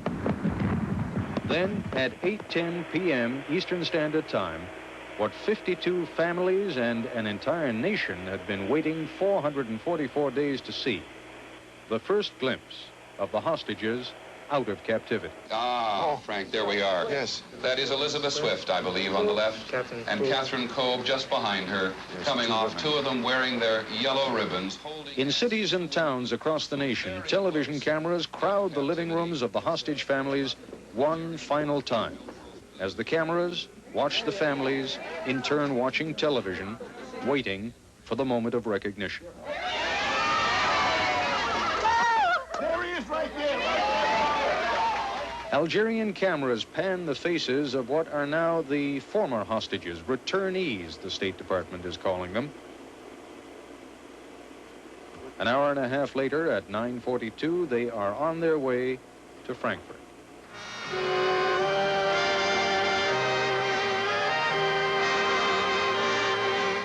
Back in Washington, Ronald and Nancy Reagan are going from party to party. The inaugural balls are in full swing, fueled by a new euphoria about the hostage release and a return to the opulence of inaugurations past. There are parties, too, aboard the two C-9 medevac planes. They land at Frankfurt's Rhein-Main Air Force Base at 12:45 a.m., and the hostages, wearing new parkers and less dazed expressions, greet an enthusiastic throng of fellow Americans. They board buses for the short ride to the military hospital. Their last day of captivity is now over. So is the presidency of Jimmy Carter, so fatefully tied to those 52 hostages. 4 years later, Jimmy Carter is teaching and writing at Emory University in Atlanta. Hamilton Jordan, the presidential assistant who helped negotiate the hostage release, lives outside Atlanta and is writing a book. Former Iranian President Bani Sadr, who always claimed he was opposed to the taking of the hostages, fled Iran and was granted political asylum in France on July 29, 1981. And Foreign Minister Sadek Gotspade was executed on September 15, 1982, by the Khomeini government, a government he helped to bring to power. And what of the hostages? 22 of them are still working for the State Department. 12 are still in the military. 5 are college students, and 5 are retired. 2 have left the military, 1 resigned from the Foreign Service, 2 hold government jobs, and 2 are civilians. One former hostage, Alan Golochinsky, has asked the State Department not to release any information about him. Now, day one. Day one of Ronald Reagan's presidency, and day one of freedom for 52 Americans. Though thousands of miles apart, these two historic events moved almost on parallel tracks today. The new president had not been in office an hour when the former hostages became free men and women again. And they are well along now on their trip to West Germany and eventually to home. For the latest on their return to freedom, here is Peter Jennings in West Germany. Peter? Frank, the Algerian 727 carrying the freed hostages left Athens about 1 hour ago. It's now over the Mediterranean. It was on the ground 90 minutes for refueling. No one disembarked. The American ambassador to Greece, Bob McCloskey, did not go on board, but he did send some flowers on board, and he got a note back from his old friend Bruce Langan, who said, "I am very glad to be finally going home." It is about a 3-hour flight from Athens to Algiers, where the former captives should arrive about 8:30 p.m. Eastern Standard Time. We've seen only 2 pictures from Tehran itself today. Iranian television did not transmit any of its coverage outside the country. We have seen 2 still photos. In one, Joseph Silik Jr., the second from the left, is being escorted by 3 Iranians. Subik, whose parents live in Redford, Michigan, had once been specifically accused by his captors of being a spy. In the second picture, Donald Cook, he's the one with glasses and a beard and somewhat more familiar to us, is also being escorted. For Cook, at 25, Tehran was his first overseas post with the State Department. Well, the Iranians who watch television have seen more than we have. It's been on local television there, and in Tehran, the Australian reporter Ray Sinclair offers his impression of what he saw. I think a lot of people at the other end are going to be quite shocked by what they see of the Americans who will get off that plane. Just looking at them, they appear to have, momentarily at least, lost complete touch with reality. I'm quite sure they cannot conceive that they are free now. Their faces are blank, their eyes are glazed. It's a stunning emotional experience. One of the last people to see the Americans in person just before the plane left was the Swiss ambassador Eric Lang. 2 hostages, he said, had difficulty walking, but the others looked fit. They have aged, said the ambassador, and he referred specifically to the chargé d'affaires Bruce Langan, an old friend of his at will. It was childlike, the ambassador said. They, the hostages, couldn't quite believe they were leaving, but they were falling all over each other with emotion. There was laughing, and there were tears. Many, perhaps most, had not seen each other for those 14 months.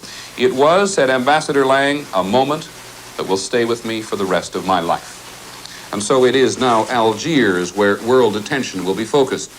Without the Algerian government, this deal for the Americans' freedom would not have been made. And when the 52 stopped there, briefly, there are no plans for them to remain overnight. Algeria's role in all this should deservedly be restated. In Algiers, here's ABC's Luciafi. The 2 American Nightingales, which will carry the hostages on the next leg of their voyage, arrived here at Algiers airport tonight. These medical evacuation planes are designed to give emergency treatment until they reach a major medical facility, and they may be necessary. As ABC News has reported, some of the hostages are physically and mentally tired. 2 of them are said to be having difficulty walking. But tired or not, their arrival here is going to be the cause for celebration. Even before the hostages arrived, the American negotiating team in Algiers held its own party, popping the corks in a couple of bottles of champagne to mark the end of a long, difficult, and often frustrating effort to get the Americans released. The mood of celebration was echoed by the head of the delegation, Deputy Secretary of State Warren Christopher. Just say I'm very happy. Once on the ground, the hostages will be taken to the VIP lounge at Algiers airport for a short 1.5-hour stop to change planes. They'll be greeted by Algeria's foreign minister, who played an important role in the final drama. There may be an informal reception, but nothing elaborate. The Algerians understand the impatience of the hostages to waste no time continuing on their way. The next destination, West Germany, and an American military hospital. At Wiesbaden, the next to the last stop on their long trip home. Peter? Lou, thank you very much. Perhaps I needn't remind you, but wherever the hostages are, and especially when they get here to West Germany, ABC News will be on the air. Frank? Thank you, Peter. We certainly will be, and we'll be back to you, too, later in this broadcast. Well, before this day of happiness could dawn, there were more anxious hours during the long night. In this country, the command post, as often in a time of crisis, the Oval Office of the White House. We have a report from Barry Dunsmore. It wasn't the first time that top Carter administration officials had spent sleepless nights in the Oval Office over Iran. But no matter what, it would be their last. This one had a different ending. Mr. President, Secretary Miller. All right, here we go. Hello? Yeah, right on, man. That's great. That's great. Okay, now, the next step then, so that'll go to Algiers, and Algiers, when they notify Iran, will notify us back, right? Later this morning, after word was received that Iran had taken all the necessary steps to make the transfer of its assets possible, Mr. Carter could relax even more, although there was always the nagging doubt. It wasn't until the motorcade on their way to the capital that the president was able to tell the president-elect that the hostages were aboard planes and would be airborne in 15 or 20 minutes. But it would be longer. Finally, just before Mr. Carter got to Andrews Air Force Base for his trip home to planes, the hostages' departure was officially confirmed. They had taken off about a half an hour after he was no longer president. The timing could hardly have been accidental. Once the planes had left Iran's airspace, members of the Iran Working Group at the State Department could take their first sigh of relief and begin formally informing hostage families that everyone was out and safe. Relief, exhaustion, and disbelief were the prevailing emotions. Also at the State Department, Mrs. Louisa Kennedy, who had become a hostage family spokesman, said she was numb. She also described the Iranians' last-minute toying as revolting. Mrs. Catherine Keogh, whose husband was the schoolteacher who just happened to be in the embassy when it was taken, spoke eloquently of the emotions of the moment. I think what you are looking at is about 15 months of holding one's emotions in check. And to shed all of that magically with a snap of the finger and say it's over is very difficult to do. We are experiencing a decompression as almost exactly the kind of decompression that the hostages must be going through. Outgoing Secretary of State Muskie also had some thoughts on what the hostage crisis had meant to him. Well, I suppose, in a sense, I'll be known in the footnotes of State Department history as the hostage secretary. I came in because of this problem, and because of it, I was not destined to continue, and they've come home at the end. I think it's perfect. The State Department is nearly empty this evening. The Carter folks have left. The Reagan people haven't yet arrived. Many of the professionals don't know what they're going to be doing. Such circumstances don't really lend themselves to celebrations. However, there is an overwhelming sense of relief here that the new administration can begin without the curse of the Iran crisis. Barry Dunsmore, ABC News, the State Department.